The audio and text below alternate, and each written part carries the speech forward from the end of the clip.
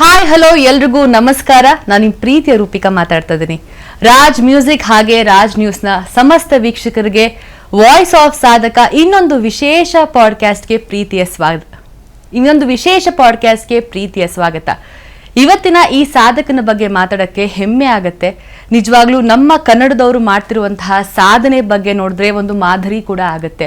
ಇವ್ರ ಬಗ್ಗೆ ಏನಂತ ಪರಿಚಯ ಮಾಡ್ಕೊಡ್ತಾ ಹೋಗೋದು, ಎಲ್ಲಾ ಕ್ಷೇತ್ರದಲ್ಲೂ ಸೈ ಅನ್ನಿಸ್ಕೊಂಡು ಇವರು ಬರೀ ರಂಗಭೂಮಿನಲ್ಲಿ, ಸಿನಿಮಾದಲ್ಲಿ, ಕಿರುತೆರೆಯಲ್ಲಿ ಮಾತ್ರ ಹೀರೋ ಅಲ್ಲದೆ ಸಮಾಜ ಸೇವೆನಲ್ಲೂ ಕೂಡ, ಅಂದ್ರೆ ಸ್ವಚ್ಛತಾ ಅಭಿಯಾನದಲ್ಲೂ ಕೂಡ ರಿಯಲ್ ಹೀರೋ ಆಗಿ ಹಲವಾರು ಜನಕ್ಕೆ, ಯುವಕರಿಗೆ ಮಾದರಿಯಾಗಿರುವಂತಹ, ಹಾಗೆ ದಾದನ ಕುಟುಂಬಕ್ಕೆ ಅಳಿಯನಾಗಿರುವಂತಹ ever handsome, stylish, most versatile personality, down to earth personality ಅಂತ ಹೇಳಿದ್ರೆ ತಪ್ಪಾಗಲ್ಲ. ಇಷ್ಟೆಲ್ಲ ಮಾತಾಡ್ತಾ ಇದ್ದೀನಿ ಅಂತ ಹೇಳಿದ್ರೆ ಯಾರ ಬಗ್ಗೆ ನಿಮ್ಗೆ ಇಂಟ್ರೊಡ್ಯೂಸ್ ಮಾಡಿದ್ದೀನಿ ಅಂತ ಆಗ್ಲೇ ಒಂದು ಚಿಕ್ಕ ಕ್ಲೂ ಗೊತ್ತಾಗಿರ್ಬೇಕು.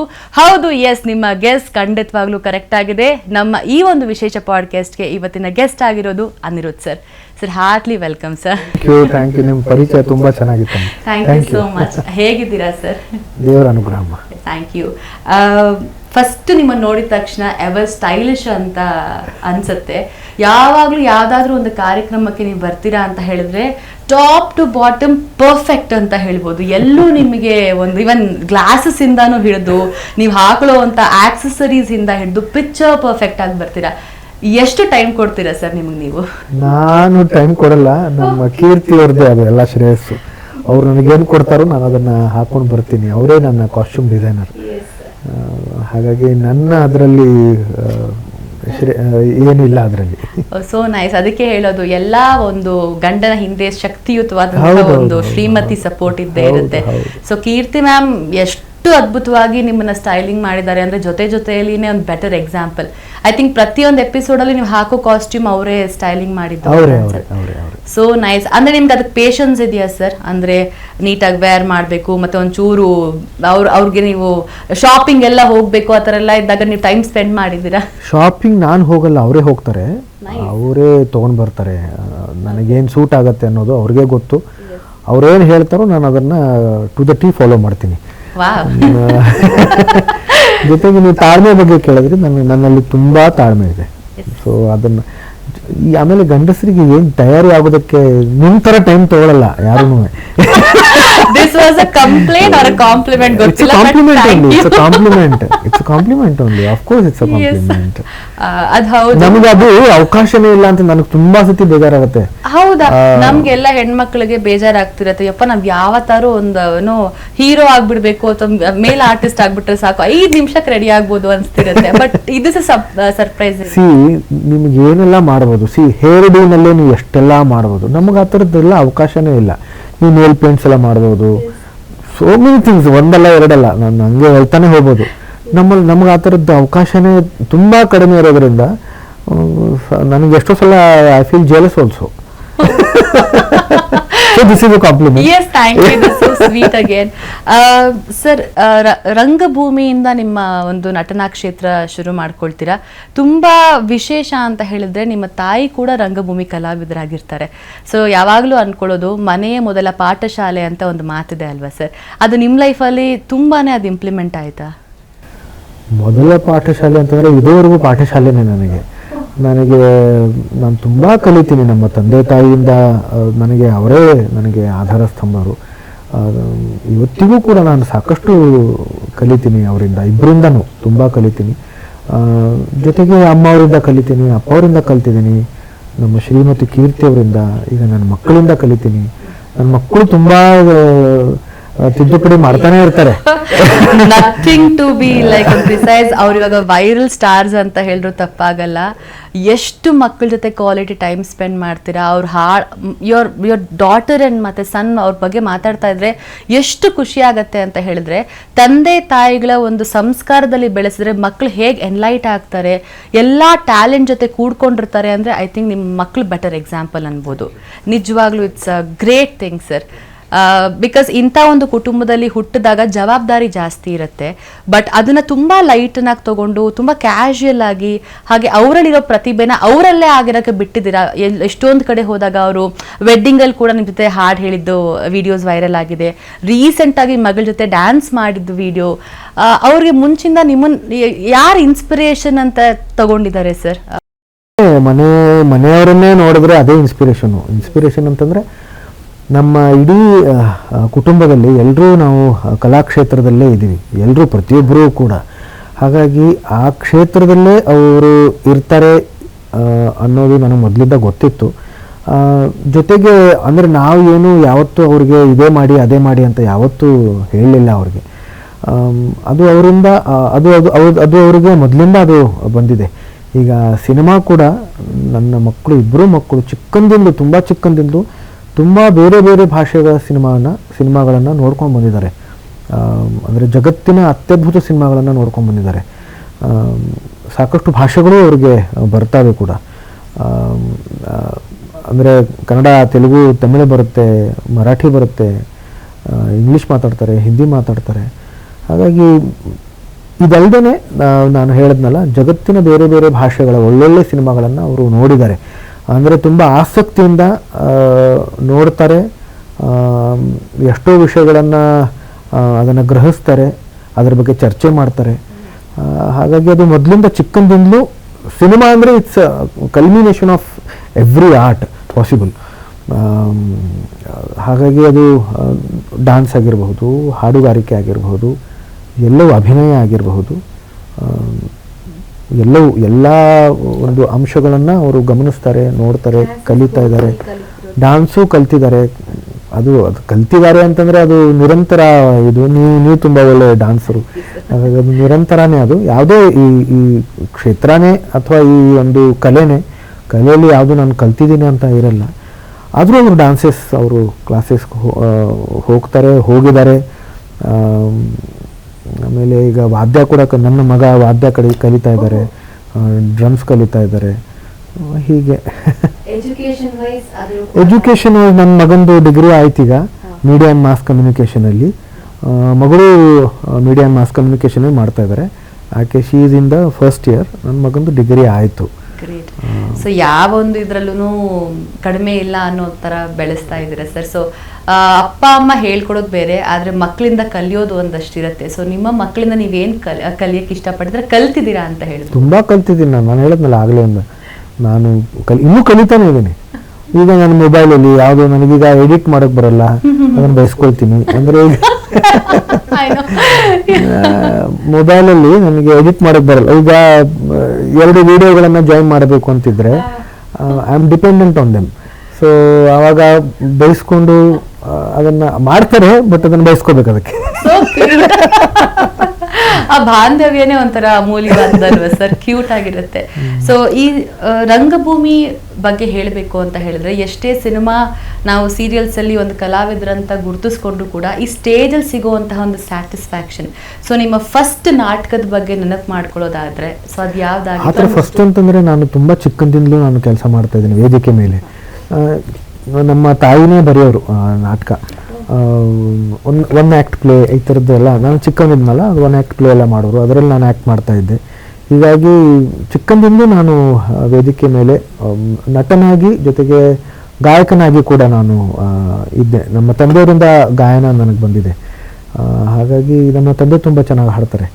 ಹಾಗಾಗಿ ಎರಡೂ ವೇದಿಕೆ ಮೇಲೆ ಎರಡೂ ನಾನು ನನಗೆ ಮೊದಲಿಂದ ಅದು ಇದೇ ಅನುಗ್ರಹ.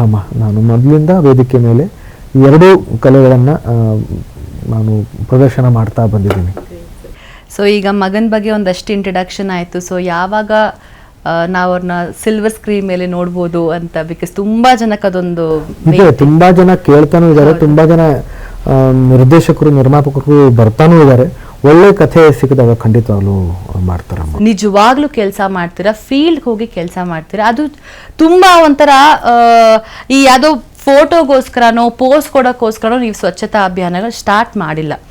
ತುಂಬಾ ಚಿಕ್ಕದ ಒಂದು ಎಲ್ಲೋ ಹೋಗಿ ನೀವು ಇಲ್ಲಿ ಸ್ವಚ್ಛತೆ ಕಾಪಾಡ್ಕೊಳ್ಬೇಕು ಅಂತ ನೀವು ಒಂದು ಮೆಸೇಜ್ ಕೊಡ್ತೀರಾ, ಅದು ವರ್ಕ್ ಆಗ್ಲಿಲ್ವಾ ಅದ್ರಲ್ಲಿ ಕ್ಲೀನ್ ಆಗೋರ್ಗೆ ನಿಲ್ಸಿ ಮಾಡಿಸೋವಂಥ ಒಂದು ಎಷ್ಟೊಂದ್ ಕಡೆ ನೀವು ಅದನ್ನ ಕ್ಲೀನ್ ಮಾಡಿದ್ರೆ ಅದ್ರಲ್ಲಿ ಯಾವುದೋ ಒಂಥರ ನಿಮ್ಗೆ ಬೇಜಾರು ಅನ್ನೋದಿಲ್ಲ. ಈ ಒಂದು ಥಾಟ್ ಪ್ರೋಸೆಸ್, ನಮ್ಮ ಸಮಾಜ ಕ್ಲೀನ್ ಆಗಬೇಕು ಅನ್ನೋ ಒಂದು ಥಾಟ್ ಪ್ರೋಸೆಸ್ ಯಾವಾಗ ಯಾಕೆ ಬಂತು ಸರ್? ಸುಮಾರು 5 ವರ್ಷಗಳ ಹಿಂದೆ ಶುರು ಆಯಿತು. ಆದರೆ ಅದಕ್ಕೂ ಮುಂಚೆ ನಿಜ ಹೇಳಬೇಕು ಅಂತಂದರೆ ನನಗೆ ಈ ಇಂಗ್ಲೀಷ್ ಸಿನಿಮಾಗಳೆಲ್ಲ ನೋಡಿದಾಗ ಅಥವಾ ಬೇರೆ ಭಾಷೆಯ ಸಿನಿಮಾಗಳು, ವಿದೇಶದ ಸಿನಿಮಾಗಳನ್ನು ನೋಡಿದಾಗ ನನಗೆ ತುಂಬ ಅನಿಸೋದು ಆ ದೇಶಗಳು ಇವತ್ತಲ್ಲ, ಅದು 1940s ಸಿನಿಮಾ ನೋಡಿದ್ರೂ ಕೂಡ ನಮಗಿಂತ ಸಾಕಷ್ಟು ಅಭಿವೃದ್ಧಿಗೊಂಡಿವೆ. ಎಲ್ಲ ದೃಷ್ಟಿಯಲ್ಲೂ ನಮಗಿಂತ ಸಾಕಷ್ಟು ಅಭಿವೃದ್ಧಿಗೊಂಡಿವೆ. ನೈಸರ್ಗಿಕವಾಗಿ ನೋಡೋಕೆ ಹೋದರೆ ನಮ್ಮ ದೇಶದಷ್ಟು ಸುಂದರವಾದ ದೇಶ ಯಾವುದೂ ಇಲ್ಲ, ಶ್ರೀಮಂತವಾದ ದೇಶ ಯಾವುದೂ ಇಲ್ಲ. ಆದರೆ ನಾವು ಅದನ್ನು ಸ್ವಚ್ಛವಾಗಿ ಇಟ್ಕೊಂಡಿಲ್ಲ. ಇದು ದುರಂತ. ಅದು ತುಂಬ ಸತಿ ನನಗೆ ಅನಿಸೋದದು. ಜೊತೆಗೆ ವಿದೇಶಗಳಲ್ಲಿ ಹೋದಾಗಲೂ ಒಂದು ನಾವು ಹೊಗಳ್ತೀವಿ ಕೂಡ ಅವರನ್ನು ಎಷ್ಟು ಚೆನ್ನಾಗಿ ಇಟ್ಟಿದ್ದಾರೆ ಅಂತ. ಅದರ ಜೊತೆಗೇ ಇನ್ನೊಂದು ಮಾತು ಬರೋದಂದ್ರೆ ನಮ್ಮ ದೇಶ ಈ ಥರ ಇಲ್ವಲ್ಲ ಅನ್ನೋದು ಬರುತ್ತೆ ಮನಸ್ಸಿಗೆ. ಅದು ತುಂಬ ಇತ್ತು ನನಗೆ. ಒಂದ್ಸಲ ಹಾಗೆ ನಾನು ಒಂದು ಜಾಗದ್ದು ಅಂದರೆ ಕಸ ಬಿದ್ದಿರೋ ಜಾಗದ್ದು ಒಂದಿಷ್ಟು ಪಟಗಳನ್ನು ಅಂದರೆ ಛಾಯಾಚಿತ್ರಗಳನ್ನು ತೆಗೆದು ನಾನು ನನ್ನ ಸಾಮಾಜಿಕ ಜಾಲತಾಣಗಳಲ್ಲಿ ಹಂಚ್ಕೊಂಡು ಮನವಿ ಮಾಡಿಕೊಂಡೆ ನಾನು ಸ್ವಚ್ಛವಾಗಿ ಇಟ್ಕೊಳ್ಳೋಣ ಅಂತ. ಆವಾಗ BBMP ಕಮಿಷನರ್ ಅವರು ಅದನ್ನು ಗಮನಿಸಿ ತಕ್ಷಣ ಮಾರ್ಷಲ್ಸ್ನ ಕಳಿಸಿ ಅದನ್ನು ಸ್ವಚ್ಛಗೊಳಿಸಿದ್ದೀವಿ ಅಂತ ಹೇಳಿದ್ರು. ನನಗೆ ಆಶ್ಚರ್ಯ ಆಗೋಯ್ತು. ನಾನು ಮಾರನೇ ದಿವಸ ಹೋಗಿ ನೋಡಿದ್ರೆ ನಿಜವಾಗ್ಲೂ ಸ್ವಚ್ಛ ಮಾಡಿದ್ರು ಅದನ್ನು. ಸೊ ನಾನು ನಮ್ಮ ಕೀರ್ತಿಯವರು ಅವ್ರಿಗೆ ಎಲ್ಲ ಪೌರ ಕಾರ್ಮಿಕರಿಗೆ, ಅಧಿಕಾರಿಗಳಿಗೆಲ್ಲ ಕರೆಸಿ ಅವರಿಗೆ ನಾವು ಸನ್ಮಾನ ಮಾಡೋದು. ಜೊತೆಗೆ ಹಾಗೆ ಕೇಳಿಕೊಂಡೆ ನಾನು ಇದೇ ಥರದ್ದು ನಿಮಗೆ ಕೆಲವು ಈ ಥರ ಫೋಟೋಸು ವಿಡಿಯೋಸ್ ಕಳಿಸ್ಕೊಟ್ರೆ ನೀವು ಸ್ವಚ್ಛಗೊಳಿಸ್ತೀರಾ? ಖಂಡಿತ ನೀವು ಕಳಿಸ್ಕೊಡಿ ಅಂತಂದರು. ಯಾಕೆ ಕೇಳಿದೆ ಅಂತಂದರೆ ನಾನು ಕಳಿಸಿರೋ ಜಾಗ ಸ್ವಚ್ಛ ಮಾಡಿದರು, ಆದರೆ ಅದರ ಎದುರುಗಡೆನೇ ಇರೋ ಜಾಗದಲ್ಲಿ ಹಂಗೆ ಇತ್ತು ಕಸ. ಅದಕ್ಕೆ ನಾನು ಅದು ನನ್ನ ತಲೆಗೆ ಬಂತು, ಕೇಳಿದೆ ನಾನು. ಅವರು ಖಂಡಿತ ನೀವು ಕಳಿಸಿ ಮಾಡ್ತೀವಿ ಅಂತಂದರು. ನಾನು ಆವತ್ತಿಂದ ಅದನ್ನು ಶುರು ಮಾಡಿಕೊಂಡೆ. ಅವು ಅಧಿಕಾರಿಗಳು ನಿಜಕ್ಕೂ ಹೇಳ್ತೀನಿ ತಕ್ಷಣ ಬಂದು ಅದಕ್ಕೆ ಸ್ಪಂದಿಸ್ತಾರೆ, ಸ್ವಚ್ಛ ಮಾಡ್ತಾರೆ. ಆದರೆ ಇದು ಕೇವಲ ನನ್ನ ಯಶಸ್ಸಲ್ಲ. ಅವರು ನಾನು ಹಾಕಿದ ತಕ್ಷಣ ಸ್ವಚ್ಛ ಆಗತ್ತೆ ಅನ್ನೋದಲ್ಲ. ನಾನು ಏನೇ ವಿಡಿಯೋ ಮಾಡಿ ನನ್ನ ಸಾಮಾಜಿಕ ಜಾಲತಾಣಗಳಲ್ಲಿ ಹಂಚ್ಕೊಂಡಾಗ ಅದರ ವೀಕ್ಷಣೆಯ ಸಂಖ್ಯೆ ಇದೆಯಲ್ಲ, ಅದು ತುಂಬ ಆಗುತ್ತೆ. ನನಗೆ ಹಿಂದೆ ಹೇಳೋರು ತುಂಬ ಜನ, ಈ ಕಸ ಹಾಕಿದ್ದು ಯಾರು ನೋಡ್ತಾರೆ, ಯಾರು ಫಾಲೋವರ್ಸ್ ಇರ್ತಾರೆ, ಯಾರು ನೋಡ್ತಾರೆ ಅದನ್ನು ಅಂತ. ನೀವು ಡ್ಯಾನ್ಸ್ ಮಾಡಿ ಹಾಡು ಹಾಕಿ ಇದನ್ನು ಈ ಥರದ ಕಸ ಯಾರು ನೋಡ್ತಾರೆ ಅಂತ. ಅದನ್ನು ನಾನು ಹಾಕ್ತಾ ಇದ್ದೆ ಅದನ್ನು. ಬಟ್ ಇವಾಗ ಎಲ್ಲದರ ವೀಕ್ಷಣೆ ಎಲ್ಲ ಸಂಖ್ಯೆ ನೋಡಿದ್ರೆ ಆ ವೀಕ್ಷಣೆ ಒಂದು ನನಗೆ ತುಂಬ ಆಶ್ಚರ್ಯ ಆಗುತ್ತೆ. ಎರಡನೇದಾಗಿ ಆ ವೀಕ್ಷಣೆ ಸಂಖ್ಯೆಯಿಂದ, ಜೊತೆಗೆ ಅಲ್ಲಿ ಕಾಮೆಂಟ್ಗಳು ಏನು ಮಾಡ್ತಾರಲ್ಲ, ಜನ ಏನು ಕಾಮೆಂಟ್ಗಳನ್ನು ಮಾಡ್ತಾರೆ, ಅದರಿಂದ ಆ ವಿಡಿಯೋಗಳಿಗೆ ಪ್ರಾಮುಖ್ಯತೆ ಸಿಗುತ್ತೆ. ಈಗ ನಾನು ವಿಡಿಯೋ ಮಾಡಿ ಯಾರು ಅದನ್ನು ನೋಡದೇ ಇದ್ದರೆ, ಗಮನಿಸದೇ ಇದ್ದರೆ, ಅದಕ್ಕೆ ಕಾಮೆಂಟೇ ಮಾಡದೇ ಇದ್ದರೆ, ಹಂಚ್ಕೊಳ್ಳದೇ ಇದ್ದರೆ ಅದಕ್ಕೆ ಪ್ರಾಮುಖ್ಯತೆಯೇ ಸಿಗಲ್ಲ. ಹಾಗಾಗಿ ಇದು ನನ್ನ ಯಶಸ್ಸಲ್ಲ, ಇದು ವೀಕ್ಷಕರ ಅಥವಾ ನಮ್ಮ ನಾಗರಿಕರ ಯಶಸ್ಸದು. So sweet sir. ಬಿಕಾಸ್ ಇವಾಗ ಸಾಮಾಜಿಕ ಜಾಲತಾಣ, ಸೋಷಿಯಲ್ ಮೀಡಿಯಾ ಅನ್ನೋದು ತುಂಬ ಜನಕ್ಕೆ ಒಂದು ಮೈನಸ್ ಕೂಡ ಇದೆ, ಪ್ಲಸ್ ಕೂಡ ಇದೆ. ಅದು ಎಲ್ಲ ಒಂದು ಕ್ಷೇತ್ರದಲ್ಲೂ ಪ್ಲಸ್ ಅಂಡ್ ಪಾಸಿಟಿವ್, ನೆಗೆಟಿವ್ ಅಂತ ಇರುತ್ತೆ. ಆದರೆ ಈಗ ಇಂಥ ಒಂದು ವೇದಿಕೆಗಳಿಗೆ ನಮ್ಮ ಸೋಷಿಯಲ್ ಮೀಡಿಯಾನ ಯೂಸ್ ಮಾಡ್ಕೊಳ್ಳೋದು ಎಷ್ಟು ಒಂದು ಇಂಪಾರ್ಟೆಂಟ್ ಅಲ್ವಾ? ಇದರಿಂದ ನೀವು ಆವಾಗಲೇ ಹೇಳಿದ್ರಿ, ಒಂದೆರಡು ವಿಡಿಯೋ ಹಾಕಿ ಯಾರು ಕಸದ ಬಗ್ಗೆ ನೋಡ್ತಾರೆ, ಸುಮ್ಮನೆ ಏನೋ ಮಾಡಿ ಹಾಕ್ತಾರೆ. ತುಂಬಾ ಜನ ಕನ್ಸ್ಬೋದು, ಇವ್ರು ಸೆಲೆಬ್ರಿಟಿ ಅಲ್ವಾ, ಮಾಡಿದ್ರೇನೋ ವೀಕ್ಷಣೆಗೋಸ್ಕರ ಮಾಡ್ತಾರೆ ಅಂತ. ಖಂಡಿತ ಅಲ್ಲ. 5 ವರ್ಷದಿಂದ ಎಲ್ಲ ಏರಿಗೂ ಖುದ್ದು ನೀವೇ ಹೋಗಿ ನೀವೇ ರೆಕಾರ್ಡ್ ಮಾಡಿ, ಆಗ್ಲಿಲ್ಲ ಅಂತಂದ್ರೆ ಇಷ್ಟು ಫಾಲೋ ಅಪ್ಗಳು ಮಾಡಿಕೊಂಡು, ಹಾಗೆ ಅವ್ರಿಗೆ ಏನ್ ಬೇಕೋ ಅದನ್ನ ನೀವು ಸೌಕರ್ಯ ಮಾಡ್ಕೊಳ್ಳೋ ಅಂತ ಒಂದು ಜವಾಬ್ದಾರಿ. ಹಾಗೆ ಮುಖ್ಯವಾಗಿ ನಮ್ಮ ಒಂದು ಯಾರಾದ್ರೂ ಪೊಲಿಟಿಷಿಯನ್ ಅಕಸ್ಮಾತ್ ಇವಾಗ ನೀವು ವಿಡಿಯೋ ಹಾಕ್ತಾ ಇದ್ದೀರಾ ಅಂತ ಹೇಳಿದ್ರೆ ನಿಮ್ದು ವಾಟ್ಸಪ್ ಅಲ್ಲಿ ಬಂತು ಅಂದ್ರೆ ಅವ್ರು ಅಲರ್ಟ್ ಆಗಿ ಕಾಯ್ತಿರ್ತಾರೆ. ಹಂಗಾಗಿದೆ ನಮ್ಮ ಒಂದು ಅಧಿಕಾರಿಗಳು ಕೂಡ ಒಂಥರ ಹುಮ್ಮಸ್ ಕೂಡ ನೀವು ಓದಿಸಿದ್ದೀರಾ ಅಂತ ಹೇಳ್ಬೋದು. So hats off for your greatest initiation sir. ನಿಜವಾಗ್ಲೂ ನಿಮ್ಮಂಥ ನಟರು ಅನ್ನೋದಕ್ಕಿಂತ ನಿಮ್ಮಂಥ ನಾಯಕರು ನಮಗೆ ಇನ್ನ ಜಾಸ್ತಿ ಬೇಕು. ಇನ್ನಷ್ಟು ಮುಂದುವರಿಲಿ ಸರ್ ನಿಮ್ಮ ಒಂದು ಯೋಜನೆಗೆ. ಇದಕ್ಕೋಸ್ಕರ ನಾವು ಟ್ರಸ್ಟ್ ಅಂತ ಮಾಡ್ಕೊಂಡಿದ್ದೀರಾ ಅಥವಾ ನಿಮ್ ಜೊತೆ ಕೈ ಜೋಡಿಸ್ಬೋದು ಅಂತ ಹೇಳಿದ್ರೆ ಹೇಗೆ? ಒಂದು ನನ್ನ ಬ್ಯಾಜ್ ಎಷ್ಟೋ ಜನ ಸ್ವಯಂ ಸೇವಕರು ನನ್ನ ಬ್ಯಾಜ್ ಹಾಕೊಂಡು ಮಾಡ್ತಾರೆ. ಜೊತೆಗೆ ಅವರವರೇ ಈಗ ನಿಂತ್ಕೊಂಡು ಫೋಟೋಗಳನ್ನು ತೆಗೆದುಬಿಟ್ಟು ಕಳಿಸ್ತಾರೆ ಅಥವಾ ವಿಡಿಯೋಗಳನ್ನು ಮಾಡಿ ಕಳಿಸ್ತಾರೆ. ನನಗೆ ನಾನು ಬ್ಯಾಜ್ ಹಾಕ್ಕೊಂಡೇ ಮಾಡಬೇಕು ಅಂತಿಲ್ಲ, ಆ ಕೆಲಸ ಆದರೆ ಸಾಕು. ಹಾಗಾಗಿ ಅದನ್ನು ಕಳಿಸಿದ ತಕ್ಷಣ ನಾನು ನನ್ನ ಸಾಮಾಜಿಕ ಜಾಲತಾಣಗಳಲ್ಲಿ ಹಂಚ್ಕೊಳ್ತೀನಿ, ಅಧಿಕಾರಿಗಳ ಜೊತೆಯಲ್ಲೂ ಹಂಚ್ಕೊಳ್ತೀನಿ. ಈ ಥರದ್ದು ಸಾಕಷ್ಟು, ಅಂದರೆ 5 ವರ್ಷದಿಂದನೇ ಕೇವಲ ನಾನು ಮಾಡಿರೋ ವಿಡಿಯೋ, ನಾನು ತೆಗೆದಿರೋ ಫೋಟೋಗಳನ್ನು ಮಾತ್ರ ನಾನು ಹಂಚ್ಕೊಳ್ಳಲ್ಲ ಅಥವಾ ಮನವಿ ಮಾಡಿಕೊಳ್ಳಲ್ಲ. ಬೇರೆಯವರು ಯಾರೇ ಕಳಿಸಿದ್ರು ಕೂಡ ನಾನು ಅದನ್ನು ಹಾಕ್ತೀನಿ.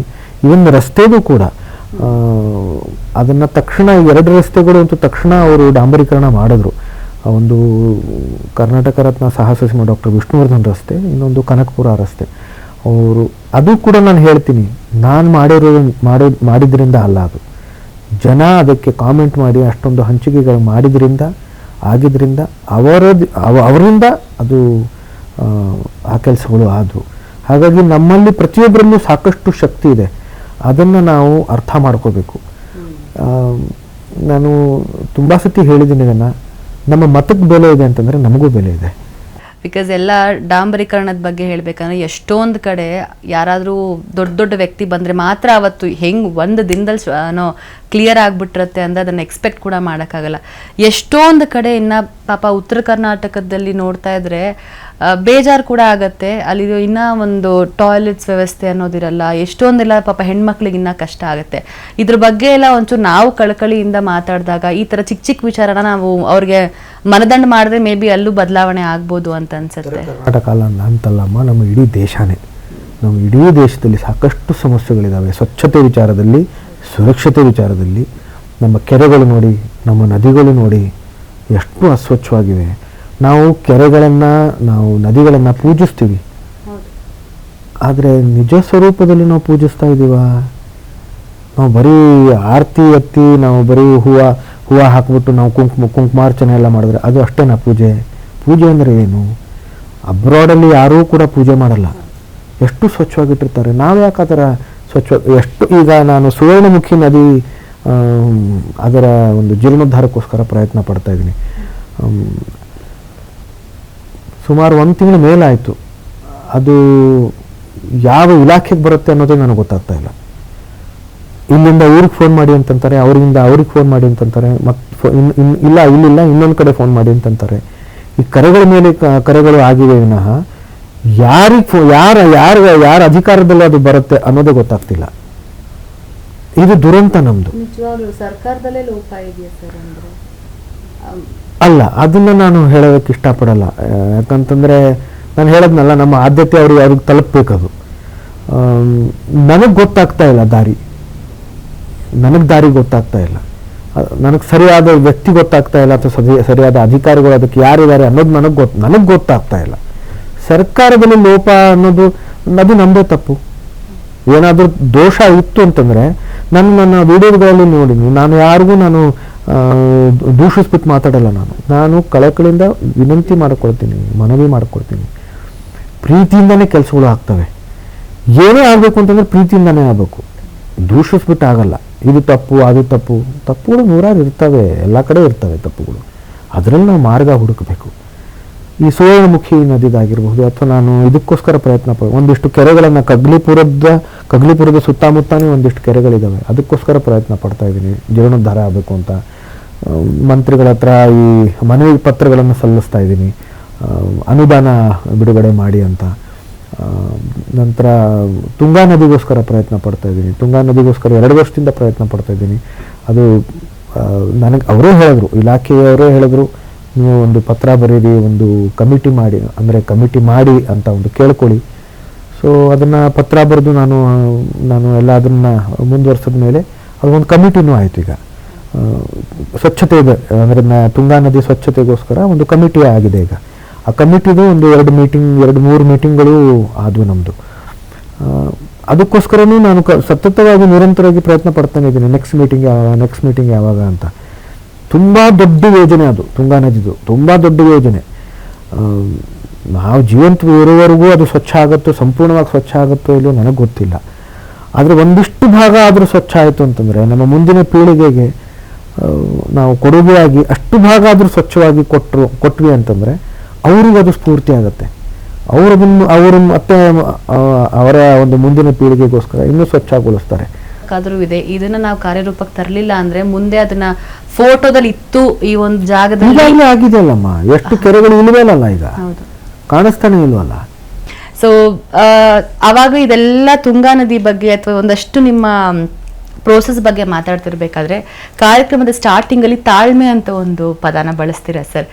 ಒಬ್ಬ ಮನುಷ್ಯನಿಗೆ ಎಷ್ಟೊಂದೆಲ್ಲ ಲೈಫಲ್ಲಿ ಅಪ್ಸ್ ಅಂಡ್ ಡೌನ್ಸ್ ಬರುತ್ತೆ, ಎಲ್ಲ ಕ್ಷೇತ್ರದಲ್ಲೂ ಒಂಥರ ನೀವು ಸಾಧನೆ ಮಾಡ್ಕೊಂಡು ಒಂದು ಸೈ ಅನ್ನಿಸ್ಕೊಂಡಿದ್ದೀರಾ. ಈ ತಾಳ್ಮೆ ನಿಮ್ಮಲ್ಲಿ ತುಂಬಾನೇ ನಾವು ಕಂಡುಬಿಟ್ಟಿದ್ದೀವಿ ಸರ್. ಯಾವತ್ತೂ ನೀವು ಹಂಬಲ್ ಆಗಿರ್ತೀರಾ, ತುಂಬ ಜೆನ್ಯೂನ್ ಆಗಿರ್ತೀರಾ. ಆ್ಯಂಡ್ ಸ್ಪೆಷಲಿ ಹೆಣ್ಮಕ್ಳು ಬಂದರೆ ನೀವು ಮಾತಾಡ್ಸೋದು ನನಗೆ ಇದುವರೆಗೂ ಇಷ್ಟು ವರ್ಷದಲ್ಲಿ ಅಮ್ಮ ಅನ್ನೋದು ಬಿಟ್ಟು ಬೇರೆ ಪದ ನಾನು ಕೇಳೇ ಇಲ್ಲ ನಿಮ್ಮ ಬಾಯಿಂದ. ಸೊ ಈ ತಾಳ್ಮೆ ಹೇಗೆ ಬಂತು ಸರ್? ಅಂದರೆ ಇಷ್ಟು ಡೌನ್ ಟು ಅರ್ತ್ ಹೆಂಗಿರಕ್ಕೆ ಈ ಆಟಿಟ್ಯೂಡ್ ಹೆಂಗೆ ಸರ್ ಮೇಂಟೈನ್ ಮಾಡಿದ್ರೆ, ಅದು ಇಂಥ ಕುಟುಂಬದಲ್ಲಿ ಇಂಥ ಸ್ಟಾರ್ಡಮ್ ಇಟ್ಕೊಂಡು ಇವಾಗ ಮಾಡೋ ಒಂದೋ ಯಾವುದೋ ಕಾರ್ಯ ಸಕ್ಸಸ್ ಆಗಿಬಿಟ್ರೆ ನಾವು ಅದನ್ನ ಹೇಳತೀರೋದಾಗೋದು ಆ ಥರ ಇರುತ್ತೆ. But any suggestion or anything you want guiders ಅಂತ ಹೇಳಿದ್ರೆ? ಇಲ್ಲ, ಯಾವುದೇ ಯಶಸ್ಸು ಅಂತಂದರೆ ಅದರ ಹಿಂದೆ ಸಾಕಷ್ಟು ಪರಿಶ್ರಮ ಇರುತ್ತೆ. ಅದನ್ನು ನಾನು ನೋಡಿದ್ದೀನಿ ಕೂಡ. ನಾನು ಹೇಳದ್ನಲ್ಲ, ಅಪ್ಪವರು ಅಮ್ಮವರು ನಮ್ಮ ತಂದೆ ತಾಯಿ ತುಂಬ ಕಷ್ಟಪಟ್ಟಿದ್ದಾರೆ, ತುಂಬ ಶ್ರಮ ವಹಿಸಿದ್ದಾರೆ. ಯಶಸ್ಸು ಇದು ಕಾಣಿಸೋದು, ಎಲ್ರಿಗೂ ಕಾಣಿಸೋದು ಯಶಸ್ಸು ಕಾಣಿಸುತ್ತೆ. ಅದರ ಹಿಂದೆ ಇರೋ ಶ್ರಮ ಇದೆಯಲ್ಲ, ಅದು ಎಲ್ರಿಗೂ ಕಾಣಿಸಲ್ಲ.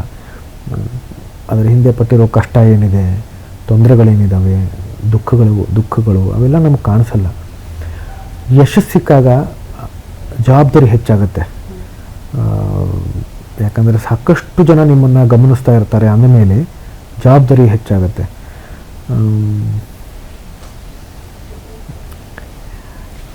ತಾಳ್ಮೆ ಹೇಳೋದ್ರಲ್ಲ ಮಾತು. ನಾನು ಯಾವಾಗಲೂ ಒಂದು ಹೇಳ್ತೀನಿ, ಅಂದರೆ ಕಲಾವಿದನಿಗೆ ತಾಳ್ಮೆ ಇರಲೇಬೇಕು.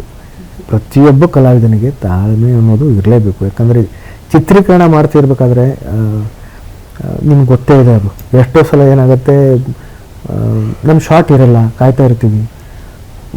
ಎಷ್ಟೋ ಸಲ ಏನಾಗುತ್ತೆ, ಕಂಟಿನ್ಯೂಸ್ ಇರುತ್ತೆ, ನಮಗೆ ಚೂರು ಬಾತ್ರೂಮ್ ಹೋಗೋದಕ್ಕೂ ಪುರ್ಸತ್ತಿರಲ್ಲ. ಅದು ಥರನೂ ಇರುತ್ತೆ, ಕೆಲವು ಸತಿ ಗ್ಯಾಪ್ ಇರುತ್ತೆ. ತಾಳ್ಮೆ ತುಂಬ ತಾಳ್ಮೆ ಬೇಕು. So I always say that we are paid for our patience, acting is free ಅಂತ. Oh wow, great. We have paid for our patience. Acting is free.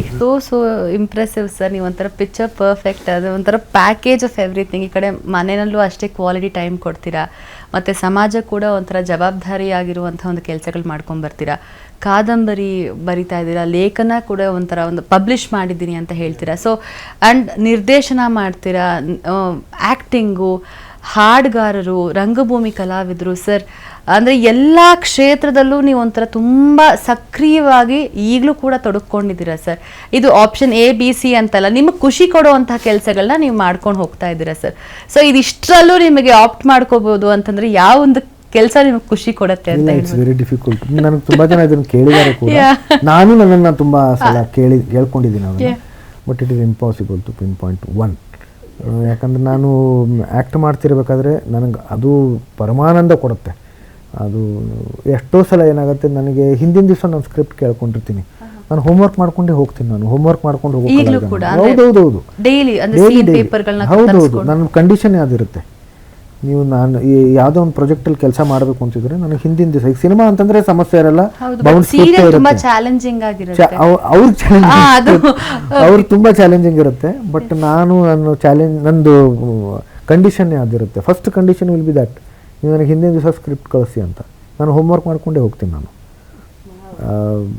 So but homework ಮಾಡ್ಕೊಂಡು ಹೋದಾಗ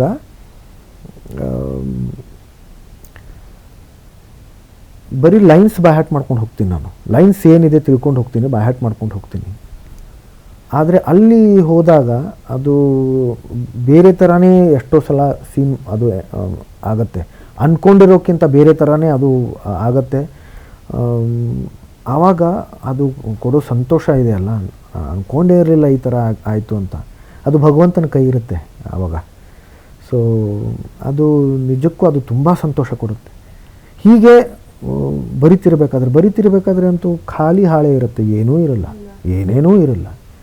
ಎಲ್ಲ ನಮ್ಮ ಯೋಚನೆ ನಮ್ಮದು, ಚಿಂತನೆ ನಮ್ಮದು, ನಮ್ಮ ನೆನಪುಗಳು, ಅವುಗಳು ಪದಗಳ ರೂಪದಲ್ಲಿ ಅದು ಕಥೆಯ ಸ್ವರೂಪದಲ್ಲಿ ಬರೋದು ಅಂದರೆ ಅದು ಅದು ನಾನು ಎಲ್ಲ ಹೇಳ್ತೀನಲ್ಲ, ಯಾವುದೂ ಕೂಡ ನನ್ನಿಂದ ಅನ್ನೋದು ತಪ್ಪೇಮ್ಮ.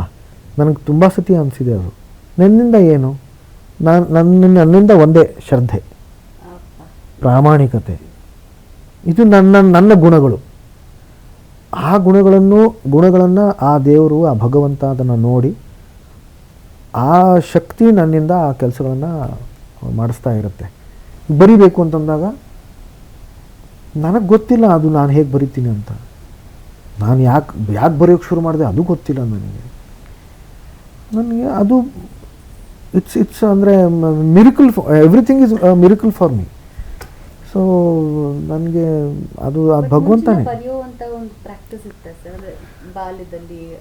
ನಾನು ಬಾಲ್ಯದಲ್ಲೂ ಕೂಡ ಈಗ ನಾನು ಎಸ್ ಬರೀತಾ ಇದ್ದೆ, ತುಂಬ ದೊಡ್ಡ ಉದ್ದ ಎಸ್ ಬರೀತಾ ಇದ್ದೆ, ಅದೆಲ್ಲ ಬರಿತಾ ಇದ್ದೆ ನಾನು. ಬಟ್ ನಾನು ಅಂದರೆ ಪ್ರೊಫೆಷ್ನಲ್ ಆಗಿ ಬರಿತೀನಿ ಅಂತ ಗೊತ್ತಿರಲ್ವಲ್ಲಮ್ಮ. ಓಕೆ, ಚೆನ್ನಾಗಿ ಬರೆದಿದೆಯಾ ಅನ್ನೋದು ಎಲ್ಲ ಇರುತ್ತೆ ಅಷ್ಟೇ. ಬಟ್ ಅದನ್ನು ಒಂದು ನಾಳೆ ಅದು ಪತ್ರಿಕೆಗಳಲ್ಲಿ ಅದು ಪ್ರಕಟಗೊಳ್ಳುತ್ತೆ ಅನ್ನೋದೆಲ್ಲ ಆ ದೃಷ್ಟಿನೇ ಇರಲ್ಲ, ಆ ದೃಷ್ಟಿನೇ ಇರಲಿಲ್ಲ ನನಗೆ. ಅದು ಇದ್ದಕ್ಕಿದ್ದಾಗೆ ಮೊದಲು ನಾನು ನಮ್ಮ ಇಜ್ಜೋಡು ಸಿನಿಮಾ ಅಂತ MS ಸತ್ಯು ಸರ್ ಸಿನಿಮಾ ಮಾಡಿದೆ. ಅದರಲ್ಲಿ ನಾನು ಆ್ಯಕ್ಟ್ ಮಾಡ್ತಿರ್ಬೇಕಾದ್ರೆ ನನಗೆ ಅನ್ನಿಸ್ತು, ಒಂದು ಸನ್ನಿವೇಶ, ನಾನು ಒಂದು ಇಂಟ್ರೊಡಕ್ಟರಿ ಸೀನ್ ಇದೆ, ಅದರಲ್ಲಿ ನನಗೆ ಅನ್ನಿಸ್ತು ಈ ಡಯಲಾಗ್ ಸ್ವಲ್ಪ ಬೇರೆ ಥರ ಬರೆದ್ರೆ ಅಥವಾ ಬೇರೆ ಥರ ಇದ್ದರೆ ಚೆನ್ನಾಗಿರುತ್ತೆ ಅಂತ. ಸೊ ನಾನು ನಮ್ಮ ಸತ್ಯು ಸರ್ನ ಕೇಳಿದೆ, ಇದನ್ನು ಬೇರೆ ಥರ ನಾನು ಬರೀಲ್ಲ ಅಂತ. ಬರೀರಿ ಅಂತಂದರು. ನಾನು ಬರೆದೆ ಅದನ್ನು.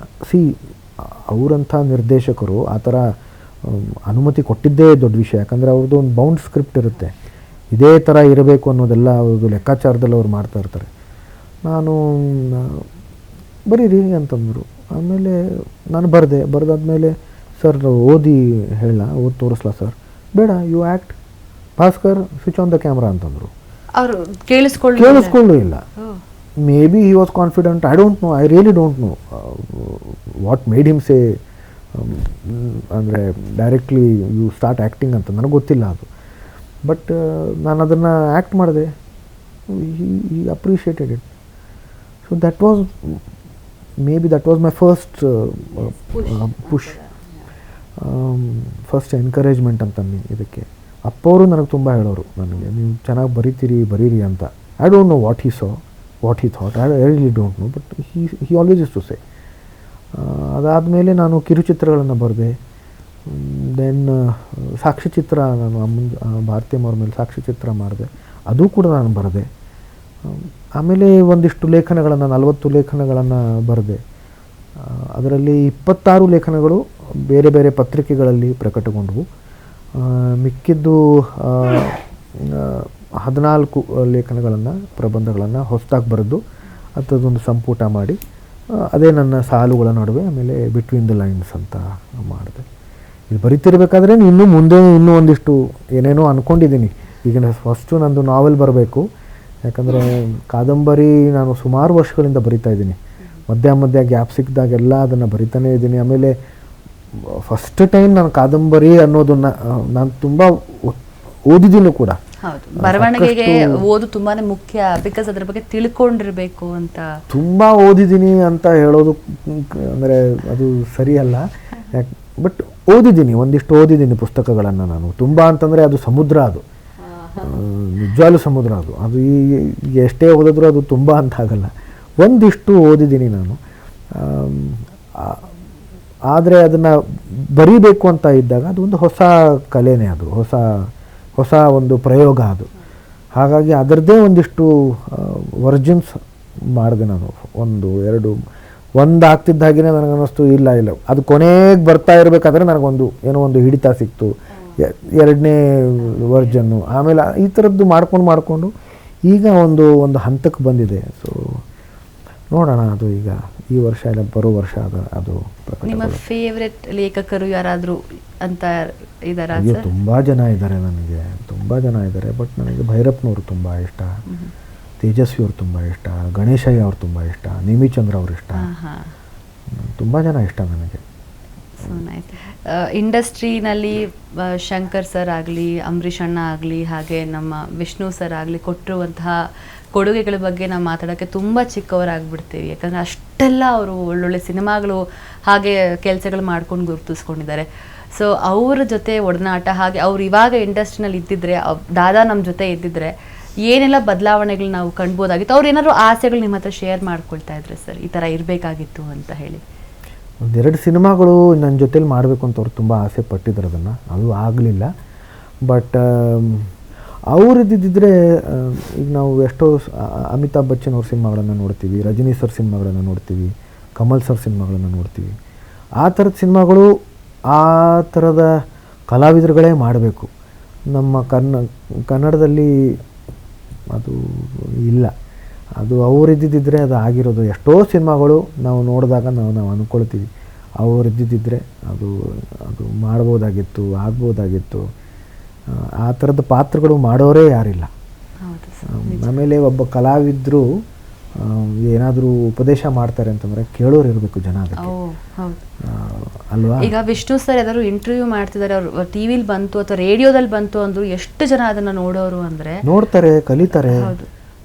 ಈಗ ಯಾರಿಂದ ಬರುತ್ತೆ ಮಾತುಗಳು, ಅದು ತುಂಬ ಮುಖ್ಯ. ಯಾರು ಹೇಳ್ತಾ ಇದ್ದಾರೆ ಇದನ್ನು, ಅವ್ರ ವ್ಯಕ್ತಿತ್ವ ಏನು, ಅವರು ಅಪ್ಪ ಅವ್ರು ಹೇಳಿದಾಗ, ವಿಷ್ಣುವರ್ಧನ್ ಅವ್ರು ಹೇಳಿದಾಗ ಆ ಮಾತಿಗೆ ಒಂದು ಬೆಲೆ ಇರ್ತಾ ಇತ್ತು. ಹಾಗಾಗಿ ಅವ್ರ ಪಾತ್ರಗಳನ್ನು ನೋಡಿದಾಗ ಅವ್ರು ಹೇಳ್ತಾ ಇದ್ದಾರೆ ಅನ್ನೋದಕ್ಕೆ ಅದಕ್ಕೊಂದು ಬೆಲೆ, ಆ ಪಾತ್ರಕ್ಕೂ ಅದಕ್ಕೊಂದು ಜೀವ ತುಂಬ್ತಾಯಿದ್ರು. ಆ ಪಾತ್ರಗಳು ಬೇರೆಯವರು ಯಾರಾದರೂ ಮಾಡಿದ್ರೆ ಜನ ಒಪ್ಕೊಳ್ಳಲ್ಲ. ಅವರನ್ನೇ ಆ ಪಾತ್ರಗಳಲ್ಲಿ ಅವರನ್ನೇ ನೋಡ್ಬೋದು. ತುಂಬ discipline life style, extremely discipline. ಇಲ್ಲ ಅಂತಂದರೆ ಇಷ್ಟು ವರ್ಷ ಅವ್ರು ಇರ್ತಾನೂ ಇರಲಿಲ್ಲಮ್ಮ. ಇಂಪಾಸಿಬಲ್. ಒಬ್ಬ ಕಲಾವಿದ ಇನ್ಡಿಸಿಪ್ಲಿನ್ಡ್ ಆಗಿದ್ದರೆ ಇಂಪಾಸಿಬಲ್ ಈ ಕ್ಷೇತ್ರದಲ್ಲಿರೋದು. ಅದು ಭಾರತೀಯಮ್ಮ ಕೂಡ ಅಷ್ಟೇ, ತುಂಬ ಅಂದರೆ ತುಂಬ ಶಿಸ್ತು. ಅದೇ ಒಂಥರ ಅವ್ರ ಲೈಫ್ನ ಸಕ್ಸೀಡ್ ಆಗೋಕ್ಕೆ ಒಂಥರ ಕಾರಣ, ಅಡಿಪಾಯ ಅಂತ ಹೇಳಿ.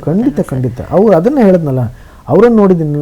ಜನಕ್ಕೆ ಅವರು ದೊಡ್ಡ ಸೂಪರ್ ಸ್ಟಾರ್ಸ್ಗಳು ಕಾಣಿಸ್ತಾರೆ, ಬಟ್ ನಾನು ನೋಡಿದ್ದೀನಿ ಕೂಡ, ಅವರು ಕಷ್ಟಪಟ್ಟಿದ್ದನ್ನು ನೋಡಿದ್ದೀನಿ, ಗಮನಿಸಿದ್ದೀನಿ, ಕಲ್ತಿದ್ದೀನಿ. ಅವರು ಅಷ್ಟು ದೊಡ್ಡ ಸೂಪರ್ ಸ್ಟಾರ್ ಆದರೂ ಕೂಡ, ಲೆಜೆಂಡ್ಸ್ ಆಗಿದ್ದರೂ ಕೂಡ ಅವರು ಯಾವತ್ತೂ ಆರಾಮಾಗಿ ಇರಲಿಲ್ಲ. ಅವರು ಕಾಲಹರಣ ಮಾಡಿಕೊಂಡು ಆ ಥರ ಇರಲಿಲ್ಲ. ಅವರು ಪ್ರತಿಯೊಂದು ಪಾತ್ರ ಮಾಡ್ತಿರ್ಬೇಕಾದ್ರೂ ಅದರ ಹಿಂದೆ ಸಾಕಷ್ಟು ಶ್ರಮ ವಹಿಸಿದ್ದಾರೆ. ಅಂದರೆ ಯಾವ ರೀತಿಯಲ್ಲಿ ಮಾಡಿದ್ರೆ ಅದು ಜನ ಇಷ್ಟಪಡ್ತಾರೆ, ಅದಕ್ಕೆ ತುಂಬ ಅವರು ತಲೆ ಕೆಡಿಸ್ಕೊಂಡಿದ್ದಾರೆ. ನಾನು ಏನು ಮಾಡಿದ್ರು ಜನ ರಿಸೀವ್ ಮಾಡ್ಕೊಳ್ತಾರೆ ಅನ್ನೋ, ಅದನ್ನೇ ಹೇಳೋದು ನಾನು. ಯಶಸ್ಸು ಬಂದಾಗ ಅದು ಜವಾಬ್ದಾರಿ. ಅದು ಅವರು ಎಮೋಷ್ನಲಿನೂ ತುಂಬ ಅಂದರೆ ಭಾವಜೀವಿಗಳು ಅನ್ಸುತ್ತೆ. ಸ್ವಲ್ಪ ಅವ್ರು ಕುಗ್ಗೋದಾಗ ಹೇಗೆ ಮೋಟಿವೇಟ್ ಮಾಡ್ಕೋತಾ ಇದ್ರು ಸರ್? ಅವರನ್ನೇ ಮೋಟಿವೇಟ್ ಮಾಡ್ಕೊಳ್ತಾ ಇದ್ರಾ, ಅಥವಾ ಒಬ್ಬೊಬ್ರಿಗೆ ವಾಕ್ ಹೋದರೆ ಚೆನ್ನಾಗಿ ಅನ್ಸುತ್ತೆ, ಹಾಡು ಕೇಳಿದ್ರೆ ಚೆನ್ನಾಗಿ ಅನ್ಸುತ್ತೆ, ಅವ್ರಿಗೆ ಯಾವ ಥರ? ಅವ್ರಿಗೆ ಅಮ್ಮ ಶಕ್ತಿ, ಭಾರತೀಯಮ್ಮ. ಅಪ್ಪವ್ರಿಗೆ ಭಾರತೀಯಮ್ಮನೇ ಅವ್ರಿಗೆ ಒಂದು ಬೆನ್ನೆಲುಬು, ಆಧಾರ ಸ್ತಂಭ. ತುಂಬ ಅವ್ರಿಗೆ ಸಪೋರ್ಟ್ ಮಾಡಿದ್ರು. ಅವ್ರು ಹೀರೋನೇ ಅನ್ಬೋದಲ್ವಾ? ಅದಕ್ಕೆ ಕೊನೆಗೆ ಅವರು ತಾಯಿ ಸ್ಥಾನ ಕೊಟ್ಟಿದ್ರು ಅವ್ರಿಗೆ, ಭಾರತೀಯಮ್ಮ. ತುಂಬ ದೊಡ್ಡ ಹೌದೌದು. ಆಮೇಲೆ ನಮ್ಮ ಕೀರ್ತಿಯವರು ಕೂಡ, ನಮ್ಮ ಕೀರ್ತಿಯವರು ತುಂಬ ಕ್ಲೋಸ್ ಅವ್ರಿಗೆ. ಸೊ ಏನೇ ಅವರು ಎಲ್ಲಾದರೂ ಒಂದು ಸ್ವಲ್ಪ ಏನಾದರೂ ಒಂದು ಬೇಜಾರಲ್ಲಿದ್ದಾಗ ಕೀರ್ತಿನೇ ಹೋಗಿ ಏನಿಲ್ಲ ಪಾಪ ಎಲ್ಲ ಸರಿ ಹೋಗುತ್ತೆ ಅಂತೆಲ್ಲ ಹೇಳೋರು ಅವ್ರಿಗೆ. ಇಂಥ ಮನೆತನಕ್ಕೆ ಸೂಕ್ತವಾದಂಥ ಅಳಿಯನಾಗಿ ಬಂದು ಅದೇ ಜವಾಬ್ದಾರಿನ, ಅವ್ರ ಸ್ಥಾನನ ನೀವು ತುಂಬಿಕೊಂಡು ಜವಾಬ್ದಾರಿನ ಮುನ್ನಡೆಸ್ಕೊಂಡು ಹೋಗ್ತಾ ಇದ್ದೀರಲ್ಲ ಸರ್, ಅದಕ್ಕೆ ನಾವು ಪುಣ್ಯವಂತರು ಅಂತ ಹೇಳಿದ್ರೆ ನಿಜವಾಗ್ಲೂ ತಪ್ಪಾಗಲ್ಲ ಸರ್. Thank you. ಬಟ್ ಅದನ್ನೆಲ್ಲ ಅವರೇ ಮಾಡಿಸ್ಕೊಳ್ತಾ ಇದ್ದಾರಮ್ಮ, ನಮ್ದೇನಿಲ್ಲ. ಇಲ್ಲ, ಯಾಕಂದರೆ ನಮಗೇನಕ್ಕೆ ಮಾಡಬೇಕು, ನಮ್ಮ ಪಾಡಿಗೆ ನಾವು ಆರಾಮಾಗಿದ್ರೆ ಸಾಕು ಅನ್ನೋ ಒಂದು ಮನೋಭಾವನೆಯಲ್ಲಿ ಇಲ್ಲ. ಅವ್ರಿಗೊಂದಷ್ಟು ಕನಸುಗಳಿದೆ. ಅವ್ರ ಸ್ಮಾರಕದ ಒಂದು ಹೊಡೆದಾಟದಾಗಲಿ, ಅದಕ್ಕೆ ನ್ಯಾಯ ಸಿಗೋರ್ಗು, ಅದು ಅವ್ರಿಗಂತಲ್ಲ, ಅವ್ರ ಅಭಿಮಾನಿಗಳಿಗೆ. ಯಾಕಂದರೆ ಈಗಲೂ ಕೂಡ ಅವ್ರದ್ದು ಏನಾದ್ರು ಕಾರ್ಯಕ್ರಮ ಮಾಡ್ತಾರೆ, ಅವ್ರ ಬಗ್ಗೆ ಒಂದು ಸಿನಿಮಾ ರಿಲೀಸ್ ಮಾಡ್ತಾರೆ, ಕೋಟಿಗೊಬ್ಬ ಒಂದು ರಿಲೀಸ್ ಮಾಡ್ತಾರೆ, ಸಕ್ಸಸ್ಫುಲ್ ಆಗೇ ಆಗುತ್ತೆ. ಬಿಕಾಸ್ ಅವ್ರು ಮಾಡಿರುವಂಥ ಒಂದು ಪರಿಶ್ರಮಕ್ಕೆ. ಅದಕ್ಕೆ ನೀವು ಅಷ್ಟು ಪೂರಕವಾಗಿ ಭಾರತೀಯಮ್ಮಂಗಾಗಲಿ, ಹಾಗೆ ಕೀರ್ತಿ ಅವ್ರಿಗಾಗಲಿ, ಸ್ವತಃ ದಾದಾಗೆ ನೀವು ಅಷ್ಟೊಂದು ಸಪೋರ್ಟಿವ್ ಆಗಿ ನಿಂತ್ಕೊಂಡಿದ್ದೀರಾ ಅಂತ ಹೇಳಿದ್ರೆ ನಿಜವಾಗ್ಲೂ it's a greatest thing sir. ಸ್ಮಾರಕದ ಬಗ್ಗೆ ವಿಚಾರಗಳು ಮಾತಾಡ್ತಿರ್ಬೇಕಾದ್ರೆ ತುಂಬ ಒಂದಷ್ಟು ಚಾಲೆಂಜಸ್ನೇ ಖಂಡಿತವಾಗ್ಲೂ ಫೇಸ್ ಮಾಡಿದ್ರೆ ಅದು ಸುಲಭ ಆಗಲೇ ಇಲ್ಲ. ಕೊನೆಗೆ ಅದು ಮೈಸೂರಿನಲ್ಲಿ ಒಂದು ಅದ್ಭುತವಾದಂಥ ಒಂದು ಸ್ಮಾರಕ ನಿರ್ಮಾಣ ಆಯಿತು. ಬಟ್ ಅದನ್ನು ನೀವು ಫೇಸ್ ಮಾಡಿದಾಗ ತುಂಬ ಚಾಲೆಂಜ್ ಅನಿಸ್ತಲ್ವ ಸರ್? ಎಲ್ಲರೂ ಎದುರು ಹಾಕ್ಕೊಳ್ಬೇಕಾಗಿತ್ತು, ಜೊತೆಗೆ ಅಭಿಮಾನಿಗಳ ಜವಾಬ್ದಾರಿ ನಿಮ್ಮ ಹೆಗಲ ಮೇಲಿತ್ತು. ಅದು ಇಂಥ ಒಂದು ಒಳ್ಳೆ ಎಂಡ್ ಆಗುತ್ತೆ ಅಂತ ನೀವು ಅಂದ್ಕೊಂಡಿದ್ದೀರಾ ಸರ್? ಇನ್ನೂ ಏನಾದರೂ ಆಗಬೇಕು ಅಂತ ನಿಮ್ಮಲ್ಲಿ ಕೊರಗಿದೆಯಾ ಸರ್? ಒಂದು ಆಗಬೇಕು ಅಂತಂದರೆ ಇಲ್ಲಿ ಬೆಂಗಳೂರಲ್ಲಿ ಆಗಬೇಕಾಗಿತ್ತು, ಅದು ಒಂದು ಕೊರಗು ಇದ್ದೇ ಇದೆ. ಯಾಕಂತಂದರೆ ಇಲ್ಲಿ ಅಂತ್ಯ ಸಂಸ್ಕಾರ ನಡೆದಿತ್ತು.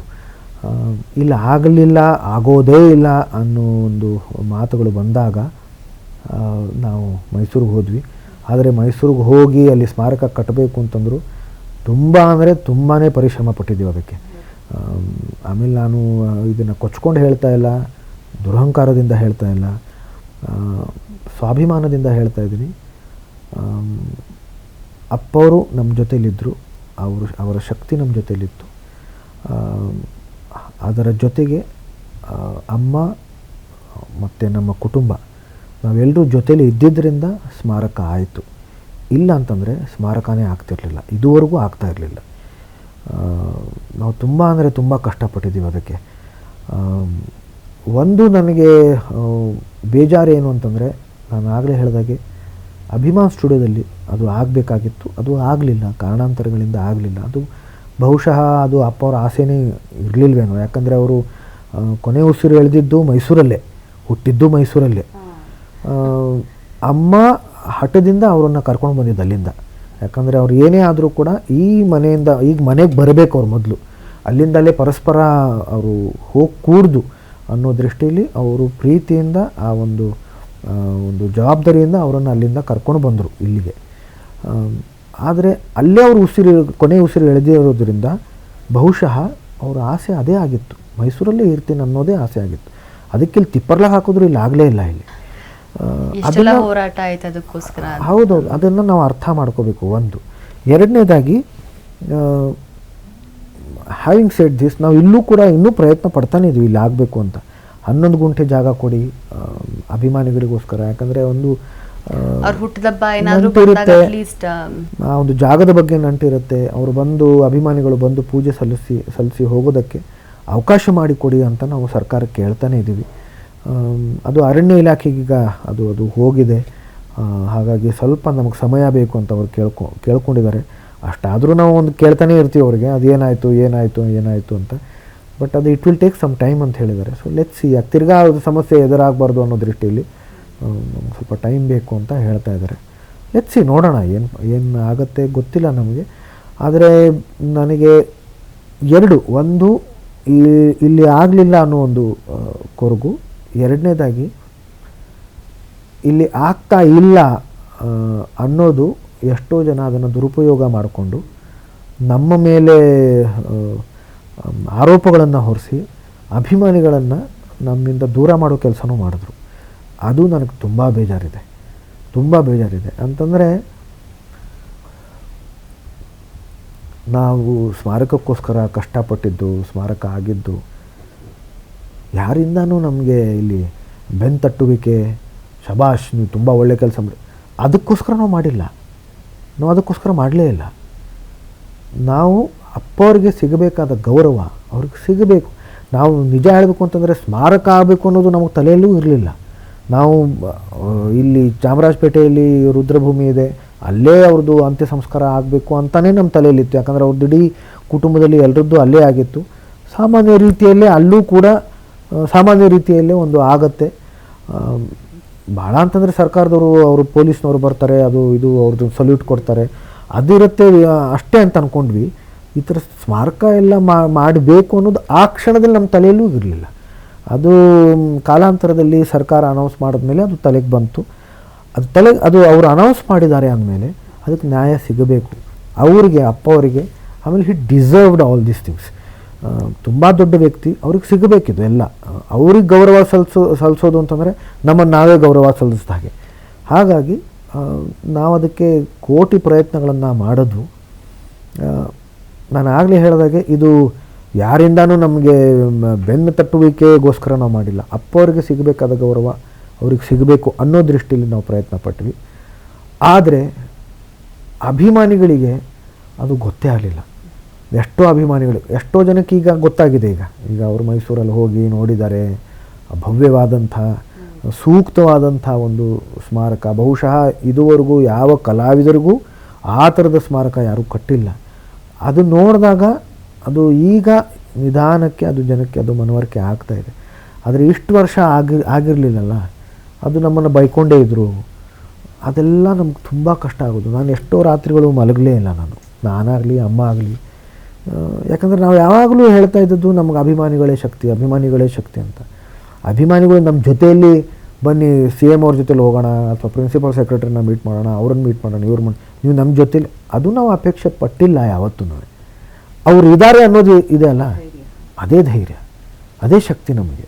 ಆದರೆ ಅವರೇ ನಮ್ಮ ಬಗ್ಗೆ ಈ ಥರದ್ದು ಒಂದು ಆರೋಪಗಳನ್ನು ಹೊಸೋದಕ್ಕೆ ಶುರು ಮಾಡಿದಾಗ ಅದು ತುಂಬ ಕಷ್ಟ ಆಯಿತು, ತುಂಬ ಸಂಕಟ ಆಯಿತು.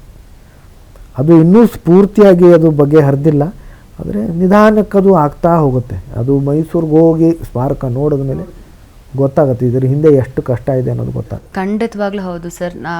ನಾವು ಮೈಸೂರಿಗೆ ಹೋದಾಗ ಏನು ಸ್ಮಾರಕ ನೋಡಿದಾಗ ಎಷ್ಟು ಡೀಟೇಲ್ಡ್ ಆಗಿ ಅದರ ಆರ್ಕಿಟೆಕ್ಟ್ ಆಗಿರ್ಬೋದು, ಮುಖ್ಯವಾಗಿ ಅಪ್ಪ ಅವರ ಒಂದೊಂದು ಸಿನಿಮಾದ ಒಂದು ರೇರ್ ಫೋಟೋಸ್ ಆಗಲಿ, ಹಾಗೆ ಅವರ ಒಂದು ಸಿಂಬಲ್, ಅವರ ಬ್ರೇಸ್ಲೆಟ್ನೇ ಒಂದು ಕಡ್ಗಾನೇ ಒಂದು ಪೂಲ್ ಹತ್ರ ಡಿಸೈನ್ ಮಾಡೋದಾಗಲಿ, ಅಪ್ಪಟವಾಗಿ ಅವ್ರ ಮುಂದೆ ಒಂದು ಪುತ್ಥಳಿನ ನಿರ್ಮಾಣ ಮಾಡೋದಾಗಲಿ ಇದೆಯಲ್ಲ, ಇದೆಲ್ಲ ತುಂಬ ಒಳ್ಳೆ ಥಾಟ್ ಪ್ರೋಸೆಸ್. ಅದು ಹಸಿರುಗಳ ಮಧ್ಯ, ಪ್ರಕೃತಿ ಮಡ್ಲದ ಮಧ್ಯ ಅಪ್ಪ ಅವರಿದ್ದಾರೆ, ನೆಮ್ಮದಿಯಾಗಿದ್ದಾರೆ ಅನ್ನೋ ಒಂದು ನಮಗೆ ಫೀಲ್ ಕೊಡುತ್ತೆ. ಇದೆಲ್ಲ ಆರ್ಕಿಟೆಕ್ಟ್ ಹೆಂಗೆ ಮಾಡಿದ್ದು ಸರ್? ಅದಕ್ಕೆ ಯಾರಾದರೂ ಡಿಸೈನಿಂಗ್? ಅದು ಆ್ಯಕ್ಚುಲಿ ಗೌರ್ಮೆಂಟ್ನವ್ರದ್ದು ಯಾವ ಥರ ಇರುತ್ತೆ ಅಂತಂದರೆ ಅವರು ಆರ್ಕಿಟೆಕ್ಟ್ಸೇ ಇರ್ತಾರೆ. ಓಕೆ. ಬಟ್ ನಾವು ಬಿಕಾಸ್ ನಮ್ಮ ತಂದೆಯವರು ಆರ್ಕಿಟೆಕ್ಟೇ, ನಾನು by qualification I am interior designer. So ನಮ್ಮ ಕೀರ್ತಿಯವರು by qualification she is also an interior designer. So ನಮಗೆ ಆ ಕ್ಷೇತ್ರದ ಬಗ್ಗೆ ಒಂದು ಸ್ವಲ್ಪ ಮಾಹಿತಿ ಇದೆ. ಅದಕ್ಕೆ ನಾವು ಒಂದು ಸ್ಪರ್ಧೆಯನ್ನು ಆಯೋಜಿಸಿದ್ವಿ. ಸ್ಪರ್ಧೆಯಲ್ಲಿ ಅವರು ಯಾರು ಸಿಲೆಕ್ಟ್ ಆದರೂ ಅವರು ಅದನ್ನು ನಾವು ಹೇಳೋದು ನಮಗೇನೇನು ಬೇಕು, ಯಾವ ರೀತಿಯಲ್ಲಿ ಇದು ಸ್ಮಾರಕ ಬೇಕು ಅಂತ ನಾವು ಅವ್ರ ಜೊತೆಲಿ ಸಾಕಷ್ಟು ಚರ್ಚೆಗಳನ್ನು ಮಾಡಿ, ಅವರು ಕೂಡ ತುಂಬಾ ಅದ್ಭುತವಾಗಿ ಅದನ್ನು ಮಾಡಿದ್ರು. ಅದನ್ನು ನಿಜವಾಗ್ಲೂ ಅದು ನಿಜಕ್ಕೂ ನೋಡಿ, ಆಮೇಲೆ ಸೂಕ್ತವಾಗಿದೆ. ಹಿಂದೆ ಕೂಡ ಅಲ್ಲಿ ಸಭಾಂಗಣ ಇದೆ, ಅಲ್ಲಿ ಚಿತ್ರೋತ್ಸವಗಳು ಮಾಡಬೇಕು, ನಾಟಕೋತ್ಸವಗಳು ಮಾಡಬೇಕು ಅಂತ, ಸಂಗೀತೋತ್ಸವಗಳು ಮಾಡಬೇಕು ಅಂತ ಅನ್ನೋದಕ್ಕೋಸ್ಕರ. ಜೊತೆಗೆ ಅದು 5.25 ಎಕರೆ ಜಾಗ ಇದೆ. ಇದು 3 ಎಕರೆ ಜಾಗದಲ್ಲಿ ನಮ್ಮ ಸ್ಮಾರಕ ಆಗಿದೆ. ಮಿಕ್ಕಿದ ಜಾಗ ಬಂದುಬಿಟ್ಟು ಅಲ್ಲಿ film and television institute of India ಪುಣೆಯಲ್ಲಿ ಏನಿದೆ ಅದರ ಶಾಖೆ ಆಗಬೇಕು ಅಂತ ಪ್ರಯತ್ನ ಪಡ್ತಾ ಇದ್ದೀವಿ. ಅಲ್ಲಿ ಒಂದು ಕೇಸ್ ನಡೀತಾ ಇದೆ ಆ ಜಾಗದ, ಅಲ್ಲೂ ಒಂದು ಕೇಸ್ ಇದೆ. ಕೇಸು ಅದು ಬಗೆಹರಿದ್ರೆ then we can go and meet the honourable prime minister. ಅವ್ರನ್ನ ಮೀಟ್ ಮಾಡಿ, ಇದು ಜಂಟಿ ಯೋಜನೆ ಆಗಬೇಕು. ರಾಜ್ಯ ಸರ್ಕಾರದ ಜಾಗ, ಕೇಂದ್ರ ಸರ್ಕಾರದ್ದು ಇನ್ಫ್ರಾಸ್ಟ್ರಕ್ಚರ್, ಶೈಕ್ಷಣಿಕ ಸಂಸ್ಥೆ. ಅದು ಆದರೆ ಅದು ಅಪ್ಪರ ಹೆಸರಲ್ಲಿ ಆಗಬೇಕು ಅಂತ ಪ್ರಯತ್ನ ಮಾಡ್ತೀವಿ. ಇದ್ರ ಹಿಂದೆನೂ ಇಲ್ಲಿ ಅಭಿಮಾನ್ ಸ್ಟುಡಿಯೋ ಆಗ್ತಿರಬೇಕಾದ್ರೂ ಪ್ರಯತ್ನ ಪಟ್ವಿ, ಬಟ್ ಇಲ್ಲಿ ಆಗಲೇ ಇಲ್ಲ. ಅದು ಅಲ್ಲಿ FTIಯಿಂದನೂ ನಾವು ಚೇರ್ಪರ್ಸನ್ನ ಕರೆಸಿ ಅವರು ಬಂದು ನೋಡಿ, ಈ ಥರದ್ದೆಲ್ಲ ಸಾಕಷ್ಟು ಪ್ರಯತ್ನಗಳನ್ನು ಮಾಡಿದ್ವಿ ನಾವು. ಅದಕ್ಕೊಂದು ಬಜೆಟ್ ಎಷ್ಟಾಗುತ್ತೆ, ಯಾಕಂದರೆ ಕೇಂದ್ರ ಸರ್ಕಾರಕ್ಕೆ ಅದನ್ನು ಸಲ್ಲಿಸ್ಬೇಕು ಅದನ್ನು. ಸೊ ಅದನ್ನು ಆ ಥರದ್ದೆಲ್ಲ ಪ್ರಯತ್ನ ಪಟ್ವಿ. ಬಟ್ ಈಗ ಇದ್ರದ್ದೊಂದು ಮೈಸೂರದ್ದು ಅದೊಂದು ಕೋರ್ಟ್ ಕೇಸ್ ಇದೆ, ಅದು ಒಂದು ಕ್ಲಿಯರ್ ಆಗಿಬಿಟ್ರೆ ಅದು ಆಯಿತು ಅಂತಂದರೆ ಇಡೀ ದಕ್ಷಿಣ ಭಾರತದಲ್ಲೇ FTIದು ಶಾಖೆ ಇಲ್ಲ. ಅದು ಆಗುತ್ತೆ, ಅದು ಅಪ್ಪವ್ರ ಹೆಸರಲ್ಲಾಗುತ್ತೆ. ನಮ್ಮ ಕರ್ನಾಟಕದಿಂದ ಇಡೀ ದಕ್ಷಿಣ ಭಾರತಕ್ಕೆ ಒಂದು ದೊಡ್ಡ ಕೊಡುಗೆ ಆಗುತ್ತದು. ಬರವಣಿಗೆ, ನಿರ್ದೇಶನನೂ ಇನ್ನೊಂದು ದೊಡ್ಡ ಜವಾಬ್ದಾರಿ. ಇಷ್ಟೊಂದು ಕೆಲಸಗಳ ಮಧ್ಯೆ ಅದಕ್ಕೂ ಟೈಮ್ ಕೊಟ್ಟು, ಹಾಗೆ ನೀವು ಮಾಡಿರುವಂಥ ಒಂದು ಶಾರ್ಟ್ ಮೂವಿನ ಎಷ್ಟೆಲ್ಲ ಜನ ಅದನ್ನು ಪ್ರೀತಿ ಮಾಡಿ, ಹಾಗೆ ಅದಕ್ಕೆ ಸಲ್ಲದೇ ಇರೋಂತಹ ಪ್ರಶಸ್ತಿನೇ ಇಲ್ಲ ಆ ಒಂದು ಶಾರ್ಟ್ ಮೂವಿಗೆ. ನ್ಯಾಷನಲ್ ಅವಾರ್ಡಿಂದ, ಡಾಕ್ಯುಮೆಂಟ್ರಿಗೆ ನೀವು ನ್ಯಾಷನಲ್ ಅವಾರ್ಡ್ ಕೂಡ ಸ್ವೀಕಾರ ಮಾಡ್ತೀರಾ. ಹಾಗೆ ಶಾರ್ಟ್ ಮೂವಿಗೆ ಅಲ್ವಾ sir Limca book of record ಮತ್ತೆ ಗಿನ್ನಿಸ್ ರೆಕಾರ್ಡ್ಸ್ ದಾಖಲೆಗಳು ಎರಡಕ್ಕೂ ಆಯಿತು ನಮಗೆ. ಎಸ್. ಸೊ ಆ ಒಂದು ಕಾನ್ಸೆಪ್ಟ್ ನಿಮಗೆ ಡಾಕ್ಯುಮೆಂಟ್ರಿ ಮಾಡಬೇಕು ಅಂತ ಒಂದು ಕಾನ್ಸೆಪ್ಟ್ ನಿಮ್ಗೆ ಯಾಕೆ ಬಂತು? ಅದು ನ್ಯಾಷನಲ್ ಅವಾರ್ಡ್ ಪಡೆಯುವಂಥ ಒಂದು ಮನ್ನಣೆ ಹೊಂದುವಂಥ ಒಂದು ಡಾಕ್ಯುಮೆಂಟ್ರಿ. ಸೊ ಅದು ಡೈರೆಕ್ಷನ್ ಯಾಕೆ ಸರ್ ಬಂದಿದ್ದು? ಅಲ್ಲ, ಅದು ನಮ್ಮ ತಾಯಿಗೇನೆ ಹೋಗುತ್ತೆ. ನಮ್ಮ ತಾಯಿ ಹೇಳ್ತಾರೆ, ನಮ್ಮ ಅಪ್ಪವ್ರಿಗೋಸ್ಕರ ನಾವು ಒಂದಿಷ್ಟು ಕೆಲಸಗಳನ್ನು ಮಾಡ್ತಾ ಬಂದಿದ್ವಿ. ಒಂದಿಷ್ಟು ಇವೆಂಟ್ಸ್ಗಳನ್ನು ಮಾಡೋದು, ಈಗ ಛಾಯಾಚಿತ್ರೋತ್ಸವಗಳು ಅಥವಾ ಸಂಗೀತೋತ್ಸವಗಳು, ಈ ಥರದ್ದು. ಸಿನಿಮಾ ಅಂತಂದರೆ ಆವಾಗ 30 ಜಿಲ್ಲೆಗಳಿದ್ವು. 30ನೇ ಡಿಸೆಂಬರ್ ಅವ್ರದ್ದು ಪುಣ್ಯಸ್ಮರಣೆ. ಸೊ 30ನೇ ತಾರೀಕು 30 ಜಿಲ್ಲೆಗಳಲ್ಲಿ 30 ಅವರ ಚಲನಚಿತ್ರಗಳ ಚಿತ್ರೋತ್ಸವ ಈ ಥರದ್ದು ಮಾಡೋದು. ಈ ಥರದ್ದು ಸುಮಾರು ಅವ್ರು ಅಂದರೆ, ಆಮೇಲೆ ಆ ರಸ್ತೆದು ಒಂದು ಮಾಡೋದು. 14.3 ಕಿಲೋಮೀಟರ್ ಉದ್ದದ ರಸ್ತೆಗೆ ಈಗ ಕರ್ನಾಟಕ ರತ್ನ ಸಾಹಸ ಸಿಂಹ ಡಾಕ್ಟರ್ ವಿಷ್ಣುವರ್ಧನ್ ರಸ್ತೆ ಅಂತಿದೆ. ಅದು ಇಡೀ ಜಗತ್ತಲ್ಲಿ ಒಬ್ಬ ಕಲಾವಿದನ ಮೇಲೆ ಅತಿ ಉದ್ದದ ರಸ್ತೆಯಲ್ಲಿ ಇದು 2ನೇ ಸ್ಥಾನ ಪಡ್ಕೊಂಡಿದೆ. ಸೊ ಇಡೀ ಜಗತ್ತಲ್ಲಿ ಅವರಿಗೆ ಸಲ್ಲಬೇಕಾದ ಗೌರವಕ್ಕೋಸ್ಕರ ನಾವು ಅದನ್ನು ಮಾಡ್ತಾ ಇದ್ವಿ. ಸೊ ಸೆನ್ಸೇಷನಲ್ ಸ್ಟಾರ್ ಆಗಿ ಸಿಕ್ಕಾಪಡೆ ಸೂಪರ್ ಹಿಟ್ ಸಿನಿಮಾಗಳಲ್ಲಿ ಬ್ಯಾಕ್ ಟು ಬ್ಯಾಕ್ ಅಭಿನಯಿಸ್ತೀರಾ. ಮರಾಠಿ ಹಾಗೆ ಏನೋ ರಂಗಭೂಮಿನಲ್ಲಿ ಕೂಡ ಹೆಸರು ಮಾಡ್ತೀರಿ. ಎಲ್ಲ ಒಂದು ಇಂಗ್ಲೀಷ್ ಪ್ಲೇಸಲ್ಲಿ ಕೂಡ ನೀವು ಆ್ಯಕ್ಟ್ ಮಾಡ್ತೀರಾ. ಸೊ ಆಮೇಲೆ ಸೀರಿಯಲ್ ಇಂಡಸ್ಟ್ರಿಗೆ ನೀವು ಮುಖ ಮಾಡ್ತೀರಾ. ಅದು ಏನು it was not A small beginning at all. Because ಒಂದು ಟೆಲಿವಿಷನ್ ಅನ್ನೋದು ಒಂದು ರಂಗಕ್ಕೆ ಸೀಮಿತ ನೀವು ಮಾಡಲೇ ಇಲ್ಲ, ತುಂಬ ಬೇರೆ ಬೇರೆ ಆಯಾಮ. Because one of the most ನನಗೆ ನೆನಪಿರೋ ಪ್ರಕಾರ ಬಿಗ್ಗೆಸ್ಟ್ ಕಟ್ಔಟ್ ಬಿದ್ದಿರೋದು ಜೊತೆಯಲ್ಲಿ ಅದರಿಂದಾನೇ ಲಾಂಚ್ ಆಗಿದ್ದು. ಫಸ್ಟ್ ಎವರ್ ಟೆಲಿವಿಷನ್ ಇಂಡಸ್ಟ್ರಿಯಲ್ಲಿ ಈ ಥರ ಕಟ್ಔಟಿಂದ ಒಂದು ಆರ್ಟಿಸ್ಟ್ನ ಲಾಂಚ್ ಮಾಡ್ತಿರೋದಾಗಲಿ, ಮತ್ತು ಅದರಲ್ಲಿ ಇರೋವಂಥ ಒಂದು ಸಾಂಗು ಈಗಲೂ ಕೂಡ ಅಷ್ಟೇ ವೈರಲ್ಲು, ಮತ್ತು ಅದರಲ್ಲಿ ಇರೋವಂಥ ಆರ್ಟಿಸ್ಟ್ಗಳು ಕೂಡ ಅಷ್ಟೇ ಒಂದು ಪ್ರತಿಭಾವಂತ ನಟರಾಗಿ ಅದನ್ನು ಬೇರೆ ಮೈಲೇಜೇ ಕೊಡ್ತು. ಅದಕ್ಕೊಂದು ಕಾರಣ ಅನಿರುದ್ಧ್ ಸರ್ ಕೂಡ ಇದ್ದಾರೆ ಅನ್ನೋ ಒಂದು ಕಾರಣಕ್ಕೋಸ್ಕರ. ಆ್ಯಂಡ್ ನಿಮ್ಮ ಪಾತ್ರನೂ ಕೂಡ ಹಾಗೆ ಇತ್ತು. ಸೊ ಅದರ ಒಂದು ಜರ್ನಿ, ಬಿಕಾಸ್ ಸಿನಿಮಾದಲ್ಲಿ ಆ್ಯಕ್ಟ್ ಮಾಡೋದೊಂದು ಬೇರೆ ಪ್ರೋಸೆಸ್ ಆಗಿರುತ್ತೆ, ಸೀರಿಯಲಲ್ಲಿ ತುಂಬ ಡಿಫ್ರೆಂಟ್ ಎಕ್ಸ್ಪೀರಿಯನ್ಸ್ ಆಗುತ್ತೆ. ಸೊ ನಿಮ್ಗೆ ಹೇಗೆ ಅನ್ನಿಸ್ತು ಸರ್ ನಿಮಗೆ ಆ ಒಂದು ಪ್ರಾಜೆಕ್ಟ್ ಬಂದ? ನಾನು ಫಸ್ಟು ಇಲ್ಲ ಅಂತಾನೆ ಹೇಳಿದ್ದೆ ಅವ್ರಿಗೆ, ಯಾಕಂದರೆ I was extremely busy with the documentary. ಹೇಳಿದ್ನಲ್ಲ 3 ವರ್ಷ ತೊಗೊಳ್ತು ಅಂತ. So I was completely occupied with that. ಹಾಗಾಗಿ ಇದು ಬಂದಾಗ ನಾನು ದಯವಿಟ್ಟು ಕ್ಷಮಿಸಿ ಅಂತಲೇ ಹೇಳಿದ್ದೆ. ಬಟ್ ತುಂಬ ಥ್ಯಾಂಕ್ಸ್, ಯಾಕಂದರೆ ಒಂದು ಕೆಲಸ ತೊಗೊಂಡು ಬಂದಿದ್ದಾರೆ ಅಂತಂದರೆ ನಾವು ಅದಕ್ಕೆ ಚಿರಋಣಿ ಆಗಿರಲೇಬೇಕು. ಸೊ ಅದಕ್ಕೆ ನಾನು ಥ್ಯಾಂಕ್ಸು ಹೇಳಿದೆ. But at the same time I said kindly excuse me ಅಂತ ಹೇಳಿದೆ. ಬಟ್ ಅವ್ರು ತಿರ್ಗಾ ವಾಪಸ್ ಬಂದರು, ಇಲ್ಲ ಸರ್ ನೀವೇ ಮಾಡಬೇಕು, ಚಾನೆಲ್ನವರು ಹೇಳ್ತಾ ಇದ್ದಾರೆ ನೀವು ಮಾಡಿದ್ರೆ ಮಾತ್ರ ನಾವು ಈ ಸೀರಿಯಲ್ ಮಾಡ್ತೀವಿ, ಇಲ್ಲಾಂದ್ರೆ ಮಾಡೋದೇ ಇಲ್ಲ ಅಂತ ಹೇಳಿದ್ರು. ಇಷ್ಟೊಂದೆಲ್ಲ ಹೇಳ್ತಾ ಇದ್ದಾರೆ, ಒಂದು ನಿಮಿಷ ಇರಿ, ಒಂದು ದಿವಸ ಟೈಮ್ ಕೊಡಿ ಅಂತಂದೆ ನನಗೆ. ಸೊ ಆಮೇಲೆ ಮನೇಲಿ ಚರ್ಚೆ ಮಾಡಿದಾಗ ನಮ್ಮ ತಾಯಿಯವರು ಮರಾಠಿ ಸೀರಿಯಲ್ ನೋಡ್ತಾ ಇದ್ರು ಅದನ್ನು. ಅದು ಒರಿಜಿನಲ್ ಮರಾಠಿ ಸೀರಿಯಲ್ಲು. ಸೊ ಅದನ್ನು ನೋಡ್ತಾಯಿದ್ರು. ಹೋಗ್ತಾ ಬರ್ತಾ ನಾನು ಕೂಡ ನೋಡ್ತಾ ಇದ್ದೆ. ಅಂದರೆ ನಾನು ಯಾವತ್ತೂ ಒಂದು ಎಪಿಸೋಡು ಪೂರ್ತಿ ನೋಡ್ತಿರ್ಲಿಲ್ಲ. ಬಟ್ ಹೋಗ್ತಾ ಬರ್ತಾ ನೋಡ್ತಾ ಇದ್ದೆ ನಾನು. ಚೆನ್ನಾಗೂ ಇತ್ತದು. ಆಮೇಲೆ ನಮ್ಮ ತಾಯಿ ಹೇಳಿದ್ರು ಅದರಲ್ಲಿ ಹೀರೋನೇ ವಿಲನ್ ಆಗ್ತಾರೆ ಅಂತ ಹೇಳಿದ್ರು. ಸೊ ನನ್ನ ಮಗಳು ಹೇಳಿದ್ರು ಮಾಡಿ ಇದನ್ನು ಅಂತ ಹೇಳಿದ್ರು, ನನ್ನ ಮಗಳು ಶ್ಲೋಕ. ಸೊ ನನಗೂ ಅನ್ನಿಸ್ತದು, ಯಾಕಂತಂದರೆ ಏನು ಅಂತಂದರೆ ನನಗೆ ರಂಗಭೂಮಿಯಲ್ಲಿ ನಾನು ವಿಲನ್ ಪಾತ್ರಗಳನ್ನು ಮಾಡಿದ್ದೀನಿ, ತುಂಬ ವಿಲನ್ ಪಾತ್ರಗಳನ್ನು ಮಾಡಿದ್ದೀನಿ. ಸಿನಿಮಾದಲ್ಲಿ ನನಗೆ ಅವಕಾಶ ಸಿಕ್ಕೇ ಇರಲಿಲ್ಲ. ಚಾಕ್ಲೇಟ್ ಹೀರೋ ಥರದ್ದು ಯಾವತ್ತೂ ನನಗೆ ಕೊಟ್ಟೇ ಇಲ್ಲ ನನಗೆ. ಬಟ್ ಇದರಲ್ಲಿ ಅವಕಾಶ ಇದೆ ಅಂದ ತಕ್ಷಣ ನಾನು ಅದನ್ನು ಆಮೇಲೆ ನನ್ನ ಮಗಳು ಹೇಳಿದ ಮೇಲೆ ನಾನು ಅದನ್ನು ಒಪ್ಕೊಂಡೆ ಅದನ್ನು. And it took me to some other level. Yes sir. So ಆ ಒಂದು ಇಂಡಸ್ಟ್ರಿಗೆ ಬೇರೆ ರೂಪನ ತಂದು ಕೊಡ್ತು. ಇನ್ನೊಂದು ಸೀರಿಯಲ್ ಮಾಡ್ತಿರ್ಬೇಕಾದ್ರೆ ನಾನು ಇನ್ನೊಂದು ಏನು ನನಗೆ ಅನ್ನಿಸ್ತು ಅಂತಂದರೆ, ನಾಟಕ ಆಗಿರಬಹುದು, ಪ್ರತಿಯೊಂದು ಮಾಧ್ಯಮದಲ್ಲೂ ಅದರದೇ ಆದಂಥ ಒಂದು ಏನೋ ನಾವು ಕಲಿತೀವಿ, ಅದರದೇ ಆದಂಥ ಸವಾಲುಗಳು ಇರ್ತವೆ. ಸೀರಿಯಲಲ್ಲಿ ಏನಾಗುತ್ತೆ ಅಂತಂದರೆ ಸಾಕಷ್ಟು ಆಯಾಮಗಳನ್ನು ನಿಮಗೆ ತೋರಿಸೋದಕ್ಕೆ, ವ್ಯಕ್ತಪಡಿಸೋದಕ್ಕೆ ಅವಕಾಶ ಇರುತ್ತೆ. ಯಾಕಂದರೆ it goes on for years ಅಲ್ಲ. ಸೊ ಬೇರೆ ಬೇರೆ ಆಯಾಮಗಳನ್ನು ತೋರಿಸೋದಕ್ಕೆ ನಿಮಗೆ ತುಂಬ ಅವಕಾಶ ಇರುತ್ತೆ. ಸೊ ಒಬ್ಬ ಕಲಾವಿದನಾಗಿ ಹೊಟ್ಟೆ ತುಂಬುತ್ತೆ, ಅಂದರೆ ಆರ್ಥಿಕ ದೃಷ್ಟಿಯಲ್ಲೂ ಹೊಟ್ಟೆ ತುಂಬುತ್ತೆ, ಜೊತೆಗೆ ಒಂದು ಸಮಾಧಾನ. ಅಷ್ಟೊಂದು ನಿಮಗೆ ಆಯಾಮಗಳು ಸಿಗ್ತಾ ಹೋದಾಗ ಒಬ್ಬ ಕಲಾವಿದ ಆಗಿ ಕೂಡ ನಿಮಗದು ಸಂತೋಷ ಸಿಗುತ್ತೆ. ಸೊ ಆ ಜೊತೆಯಲ್ಲಿ ಪಯಣ ಬರ್ತಾ ಇದ್ದಾಗ ತುಂಬ ಚೆನ್ನಾಗಿತ್ತು. ಬಟ್ ಎಂಡ್ ಪ್ರೋಸೆಸ್ಸಲ್ಲಿ ಬಂದಾಗ ಅದೊಂಥರ ದೃಷ್ಟಿ ಬೊಟ್ಟು ಥರ ಆಗೋಯ್ತಾ, ಅಥವಾ ಇಲ್ಲ ನಾವು ಅನಿರುದ್ಧ್ ಸರ್ ಬಗ್ಗೆ ಕೇಳೋಕ್ಕೆ ಆಗಲ್ಲ ಅಂಥ ಮಾತುಗಳನ್ನ, because we know what you are ಅಂತ. ಆದರೆ ಇಲ್ಲ ಅನಿರುದ್ಧ್ ಸರ್ಗೆ ಸ್ವಲ್ಪ ಆ್ಯಟಿಟ್ಯೂಡ್ ಅಂತೆ, ಅದಂತೆ ಇದಂತೆ ಈ ಥರ ಮಾತುಗಳು ಬಂದಾಗ ಅದು ನೀವು ತುಂಬ ಮೆಚ್ಯೂರ್ಡ್ ಆಗಿ ಹ್ಯಾಂಡಲ್ ಮಾಡ್ಕೊಂಡು ಹೋದ್ರಿ. ಸೊ ಆ ಒಂದು, ಬಿಕಾಸ್ ಸೀರಿಯಲ್ ಜರ್ನಿ ಅಂದರೆ ವರ್ಷಾನುಗಟ್ಟಲೆ ಇರುತ್ತೆ, ಬಟ್ ಆ ತಂಡನೇ ನಿಮಗೊಂದು ಪಾಯಿಂಟ್ ಔಟ್ ಮಾಡಿದಾಗ ಅದು ನೀವು ಡೈಜೆಸ್ಟ್ ಮಾಡ್ಕೊಳಕ್ಕಾಗ್ತದೆ? ಇಲ್ಲ, ತುಂಬ ಕಷ್ಟ ಆಯಿತು ನನಗೆ, ತುಂಬ ಕಷ್ಟ ಆಯಿತು ನನಗೆ. ಇವತ್ತು ಕೂಡ ನನಗೆ ಅದರಿಂದ ಸಂಪೂರ್ಣವಾಗಿ ನಾನು ಹೊರಗೆ ಬಂದಿಲ್ಲ. ನನಗೆ ತುಂಬ ಬೇಜಾರಿದೆ ಅದು. ಒಂದು ಏನು ಅಂತಂದರೆ, ಆ ಸೀರಿಯಲ್ ನನಗೆ ಪೂರ್ತಿ ಮಾಡೋದಕ್ಕಾಗಲಿಲ್ಲ, ಅವಕಾಶ ಮಾಡಿಕೊಡಲಿಲ್ಲ ಅವರು. ಅಷ್ಟೆಲ್ಲ ಅವರು ಮಾತಾಡಿದಾಗಲೂ ಕೂಡ ನಾನು ಹೇಳ್ತಾನೆ ಇದ್ದೆ, ಎಲ್ಲ ಬಿಟ್ಬಿಡಿ, ನಾಳೆ ಕರೆಸಿ ನಾವು ಮುಗಿಸೋಣ ಇದನ್ನು ಅಂತ. ತುಂಬ ಜನ ಹೇಳಿದ್ರು ನನಗೆ, ಅಭಿಮಾನಿಗಳೇ ಹೇಳಿದ್ರು ನನಗೆ, ನೀವು ಹೋಗಬೇಡಿ ಅದಕ್ಕೆ ವಾಪಸ್ಸು ಅಂತ. ಇಷ್ಟೊಂದೆಲ್ಲ ಹೇಳಿದ್ದಾರೆ, ನೀವು ಹೆಂಗೆ ಹೋಗ್ತೀರಾ, ಅವ್ರ ಮುಂದೆ ಹೆಂಗೆ ನಿಂತ್ಕೊಂಡು ಮಾಡ್ತೀರಾ ನೀವು ಅಂತ. ಬಟ್ ನನಗದು ಬೇಕಾಗಿರಲಿಲ್ಲ. ಅವ್ರು ನನ್ನ ಬಗ್ಗೆ ಏನು ಮಾತಾಡ್ತಾರೋ ನನಗದು ಬೇಕಾಗಿರಲಿಲ್ಲ. ನನಗೆ ಆ ಸೀರಿಯಲ್ ತುಂಬ ಕೊಟ್ಟಿದೆ. ಆ ಪಾತ್ರ ನನಗೆ ತುಂಬ ಕೊಟ್ಟಿದೆ. ಸೊ ಆ ಪಾತ್ರ ನಾನು ಪೂರ್ಣಗೊಳಿಸ್ಬೇಕು. ಒಂದು ಜೊತೆಗೆ ವೀಕ್ಷಕರಿಗೆ ನಾವು ದ್ರೋಹ ಮಾಡಬಾರ್ದು. ಅವರು ಒಂದು ಕಥೆನ ನೋಡ್ಕೊಂಡು ಬಂದಿದ್ದಾರೆ. ಒಂದು ಕಾದಂಬರಿ ಓದ್ತಾ ಇರಬೇಕಾದ್ರೆ ಕೊನೆಯ 4 ಪುಟಗಳನ್ನು ಹರಿದುಬಿಟ್ರೆ ಅದು ದ್ರೋಹ ಮಾಡ್ದಂಗೆ ಆಗುತ್ತೆ. ಸೊ ನಾನು ಅದಕ್ಕೆ ಹೇಳ್ತಾ ಇದ್ದೆ, ನೀವು ಕರೀರಿ, ಬಂದು ಮಾಡೋಣ.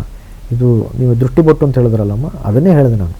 ದೃಷ್ಟಿ ಹೋಯ್ತು ಅಂತ ಅಂದ್ಕೊಳ್ಳಿ, ಇದೆಲ್ಲ ಆಯಿತು, ಬಿಟ್ಬಿಡಿ, ಆಯಿತು, ನೀವು ಹೇಳಿದ್ದಾಯಿತು, ಬಿಟ್ಟಾಕಿ, ನಾಳೆಯಿಂದ ಹೋಗೋಣ. ನಮ್ಮದು ನಾನು ಯಾವತ್ತೂ ಅಂದ್ಕೊಳ್ಳೋದು, ಮನೆಯಲ್ಲೂ ಜಗಳ ಮಾಡ್ತೀವಿ, ಜಗಳ ಆಗುತ್ತೆ, ಬಟ್ ನಮ್ಮ ಸಂಬಂಧ ಗೆಲ್ಲಬೇಕು ಯಾವತ್ತೂ. ನಾವು ಡೈವೋರ್ಸ್ ಕೊಡೋಕ್ಕಾಗಲ್ಲ.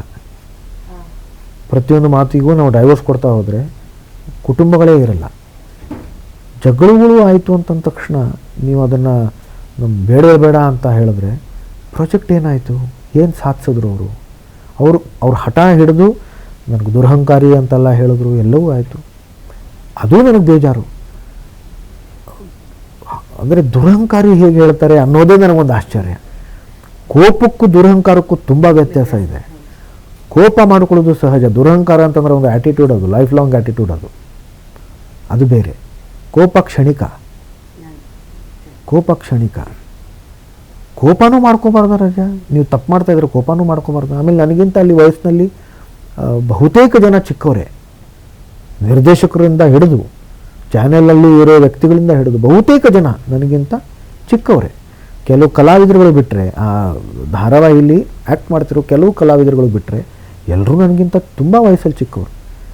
ಬಟ್ ಇಲ್ಲಿ ಕಲಾವಿದರುಗಳ ವಿಷಯ ನಡೀತಾ ಇಲ್ಲ, ಇಲ್ಲಿ ಆ ತಂಡದ ಬಗ್ಗೆ ನಡೀತಾ ಇದೆ. ನಿರ್ಮಾಪಕರ ತಂಡ, ವಾಹಿನಿ ಏನು ಮಾತಾಡ್ತು, ಅವ್ರ ಬಗ್ಗೆ ಹೇಳ್ತಾ ಇದ್ದೀನಿ. ಎಲ್ಲರೂ ತುಂಬ ಜನ ನನಗಿಂತ ಚಿಕ್ಕವರು. ಅದಕ್ಕೆ ನಾನು ಹೇಳಿದೆ, ಅದು ಬಿಟ್ಟಾಕಿ ಇದನ್ನೆಲ್ಲ. ಆಮೇಲೆ ಅವರು ಹಠ ಸಾಧಿಸಿದ್ರು. ವಾಟ್ ಹ್ಯಾಪನ್, ಒಂದು ಅದ್ಭುತವಾದ ಒಂದು ಯೋಜನೆ. ಯಶಸ್ಸಿನ ಬೆಲೆ ಅವ್ರಿಗೆ ಗೊತ್ತಿರಲಿಲ್ಲ. ಅದು ಆವಾಗಲೂ ಗೊತ್ತಿರಲಿಲ್ಲ, ಮಾಡ್ತಿರ್ಬೇಕಾದ್ರೂ ಗೊತ್ತಿರಲಿಲ್ಲ. ಅದು ನಾನು ಅದನ್ನು ಅವ್ರಿಗೆ ಎಷ್ಟೋ ಸಲ ಹೇಳಿದ್ದೀನಿ, ನಿಮ್ಗೆ ಇದರದ್ದು ಬೆಲೆನೇ ಗೊತ್ತಿಲ್ಲ ಅಂತ. ನನಗೆ ಗೊತ್ತು ಅದರ ಬೆಲೆ. ಬಿಕಾಸ್ ನನ್ನ ಪ್ರವಾಸದಲ್ಲಿ ನಾನು ನೋಡಿದ್ದೀನಿ ಯಶಸ್ಸು ಏನು ಅನ್ನೋದು ನನಗೆ ಗೊತ್ತು. ಆಮೇಲೆ ಅದು ಸಿಗೋಲ್ಲ ಅಮ್ಮ, ಅಷ್ಟು ಈಸಿಯಾಗಿ ಸಿಗಲ್ಲ. ಅದು ಸಿಕ್ಕಿದೆ ಅಂತಂದರೆ ಅದು ದೊಡ್ಡ ಜವಾಬ್ದಾರಿ ಕೂಡ. ಅದನ್ನು ಅನುಗ್ರಹ, ಅದು ದೇವರ ಅನುಗ್ರಹ. ಅದು ನಾವು ಅಷ್ಟೇ ಜವಾಬ್ದಾರಿಯಿಂದ, ನಾನು ಆಗಲೇ ಅಷ್ಟೇ ಜವಾಬ್ದಾರಿಯಿಂದ ಕೆಲಸ ಮಾಡಬೇಕು. ನಾವು ಬೇಜವಾಬ್ದಾರಿಯಿಂದ ಇಷ್ಟೊಂದು ಯಶಸ್ಸು ಸಿಕ್ಕಾಗಲೂ ನೀವು ಬೇಜವಾಬ್ದಾರಿಯಿಂದ ಇದ್ದರೆ ಅದೇ ನನ್ನ ಕೋಪ. ನಾನು ಕೋಪ ಮಾಡ್ಕೊಂಡಿದ್ದು ಯಾತಕ್ಕೆ? ಸ್ಕ್ರಿಪ್ಟ್ ಚೆನ್ನಾಗಿಲ್ಲ ಅಂತ. ಇದೊಬ್ಬ ಕಲಾವಿದನಾಗಿ ಕೇಳಬಾರ್ದು ನಾನು? ಲಾಜಿಕ್ ಇಲ್ಲದೆ ನೀವು ಸ್ಕ್ರಿಪ್ಟ್ ಮಾಡ್ಕೊಳ್ತೀರಿ. ಸಂಚಿಕೆ ನಿರ್ದೇಶಕರಿಗೆ ರಾಜಾ ಸೀನ್ ಏನು ಅನ್ನೋದು ಗೊತ್ತೇ ಇಲ್ಲ, ನೀವು ಹಾಗೆ ನಿರ್ದೇಶನ ಮಾಡೋದು ಕೂತ್ಕೋತೀರಿ ಅಂತಂದರೆ ಎಂಥ ದುರಂತ ಅಮ್ಮ. ನೀವು ಸೀನೇ ಓದಿಲ್ಲ, ನೀವು ಡೈರೆಕ್ಷನ್ ಮಾಡೋದಕ್ಕೆ ಕೂತಿದ್ದೀರಿ. ನಾನು ಅದೇ ಹೇಳೋದು. ನಾನು ಅದಕ್ಕೆ ಹೇಳಿದ್ದು. ನನ್ನ ಬಗ್ಗೆ ಅದನ್ನು ಹೇಳಿದ್ರು, ಮೂರ್ಖರ ಜೊತೆ ಕೆಲಸ ಮಾಡಲ್ಲ ಅಂತ ಹೇಳಿದೆ. ನಾನು ಯಾವತ್ತೂ ಹೇಳಿಲ್ಲ ಅದನ್ನು. ಮೂರ್ಖರ ಥರ ಕೆಲಸ ಮಾಡಬಾರ್ದು ಅಂತ ಹೇಳಿದ್ದೆ ನಾನು. ಮೂರ್ಖರ ಥರ ಅಂದರೆ ನಾನೂ ಬಂದೆ ಅದರಲ್ಲಿ. ಶ್ರದ್ಧೆಯಿಂದ ಕೆಲಸ ಮಾಡ್ರಯ್ಯ. ಕೋಟಿಗಟ್ಟಲೆ ಜನ ಇವತ್ತು ಸಿನಿಮಾ ಇಂಡಸ್ಟ್ರಿಗೆ ಬರಬೇಕು ಅಂತ ಒದ್ದಾಡ್ತಾ ಇದ್ದಾರೆ, ಕಷ್ಟಪಡ್ತಾ ಇದ್ದಾರೆ. ನಮಗೆ ಕ್ಯಾಮ್ರಾ ಮುಂದೆ ನಾವು ಕೂತಿದ್ದೀವಿ ಅಂತಂದರೆ ನಮ್ಮ ಅದೃಷ್ಟ. ಅದು ಒಂದಿಷ್ಟು ಜನ ನಮ್ಮನ್ನು ನೋಡ್ತಾ ಇದ್ದಾರೆ, ಹೊಗಳ್ತಾ ಇದ್ದಾರೆ ಅಂತಂದರೆ ತುಂಬ ದೊಡ್ಡ ಅದೃಷ್ಟ. ಅದು ನಾವು ಹೆಂಗಿರ್ಬೇಕು ಅವಾಗ? ನಾವು ಬರ್ತೀವಿ ಟಿವಿನಲ್ಲಿ ಅಂತ ಹೇಳಿ ಅವ್ರ ಕೆಲಸಗಳನ್ನ ಬಿಟ್ಟು ನಮ್ಗ ಕೂತ್ಕೊಂಡು ನೋಡ್ತಾರೆ ಅನ್ನೋದು ಜವಾಬ್ದಾರಿ ಬೇಡ. ಟೈಮ್ ನಮ್ಗೆ ಎಷ್ಟು ಅಮೂಲ್ಯವಾಗಿದೆ. ಆಮೇಲೆ ಈ ಥರದ್ದು ಸೀರಿಯಲ್ಲು ಇದುವರೆಗೂ ಈ ಥರದ್ದು ಯಶಸ್ಸು ಯಾರು ನೋಡಿಲ್ಲ ಬಹುಶಃ. ಯಾಕಂದರೆ it went beyond the borders. ಬೇರೆ ಬೇರೆ ರಾಜ್ಯಗಳಲ್ಲಿ ಜನ ನೋಡಿದ್ರು, ದೇಶಗಳಲ್ಲಿ ನೋಡಿದ್ರು ಜನ.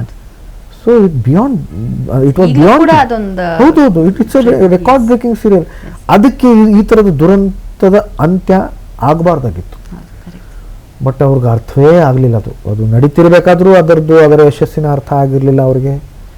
ಅದು ಈ ಥರದ್ದು ಮಾಡಿದಾಗಲೂ ಅವ್ರಿಗೆ ಅರ್ಥ ಆಗಿಲ್ಲ ಅಂತ ಜಗತ್ತಿಗೆ ಗೊತ್ತಾಗೋಯ್ತು. ಏನು ಸಾಧಿಸಿದ್ರು ರಾಜಾ? It didn't run at all after that. ಅವರು ಎಲ್ಲ ದುರಹಂಕಾರದಿಂದ ನಾನು ಮಾತಾಡಿದ್ದಲ್ಲ, ಅವರು ಮಾತಾಡಿದ್ರು ರಾಜಾ. ನಾನು ಮಾಡೋಕ್ಕೂ ರೆಡಿ ಇದ್ದೆ. ಅವ್ರು ಎಲ್ಲೇ ಹೋದ್ರು ನಾವು 2 ವರ್ಷ ನಡೆಸ್ತೀವಿ ಅಂತ ಹೇಳಿದ್ರು, ಇನ್ನೂ ದುಡ್ಡು ಸುರಿತೀವಿ ಅಂತಂದರು. ದೇವರ ಅನುಗ್ರಹ ಬೇಕು ರಾಜ. ದೇವರು ಅಂತಂದರೆ ಜನ, ಪ್ರೇಕ್ಷಕರು, ವೀಕ್ಷಕರ ಒಂದು ಅನುಗ್ರಹ ಬೇಕಲ್ಲಿ. ನಾನು ಮಾಡ್ತೀನಿ, ಅವ್ರು ಕೊಡಬೇಕದು. ಅಲ್ಲೇ ಉತ್ತರ ಸಿಗ್ತಲ್ಲ ಸರ್ ಮೇ ಬಿ ಅವ್ರಿಗೆ. ಆಮೇಲೆ ಅದು ದುರಂತ ಮಾಡು, ನಿಜವಾಗ್ಲೂ ದುರಂತ ಅದು. ಆಮೇಲೆ 1.5 ತಿಂಗಳ ಆಗಿದ್ದಿದ್ರೆ ಸೀರಿಯಲೇ ಮುಗಿದು ಹೋಗಿರೋದು. ಯಾಕಂದರೆ ನಾವು ಕ್ಲೈಮ್ಯಾಕ್ಸು ಶೂಟ್ ಮಾಡಿದ್ವಿ. That was probably one of my best scenes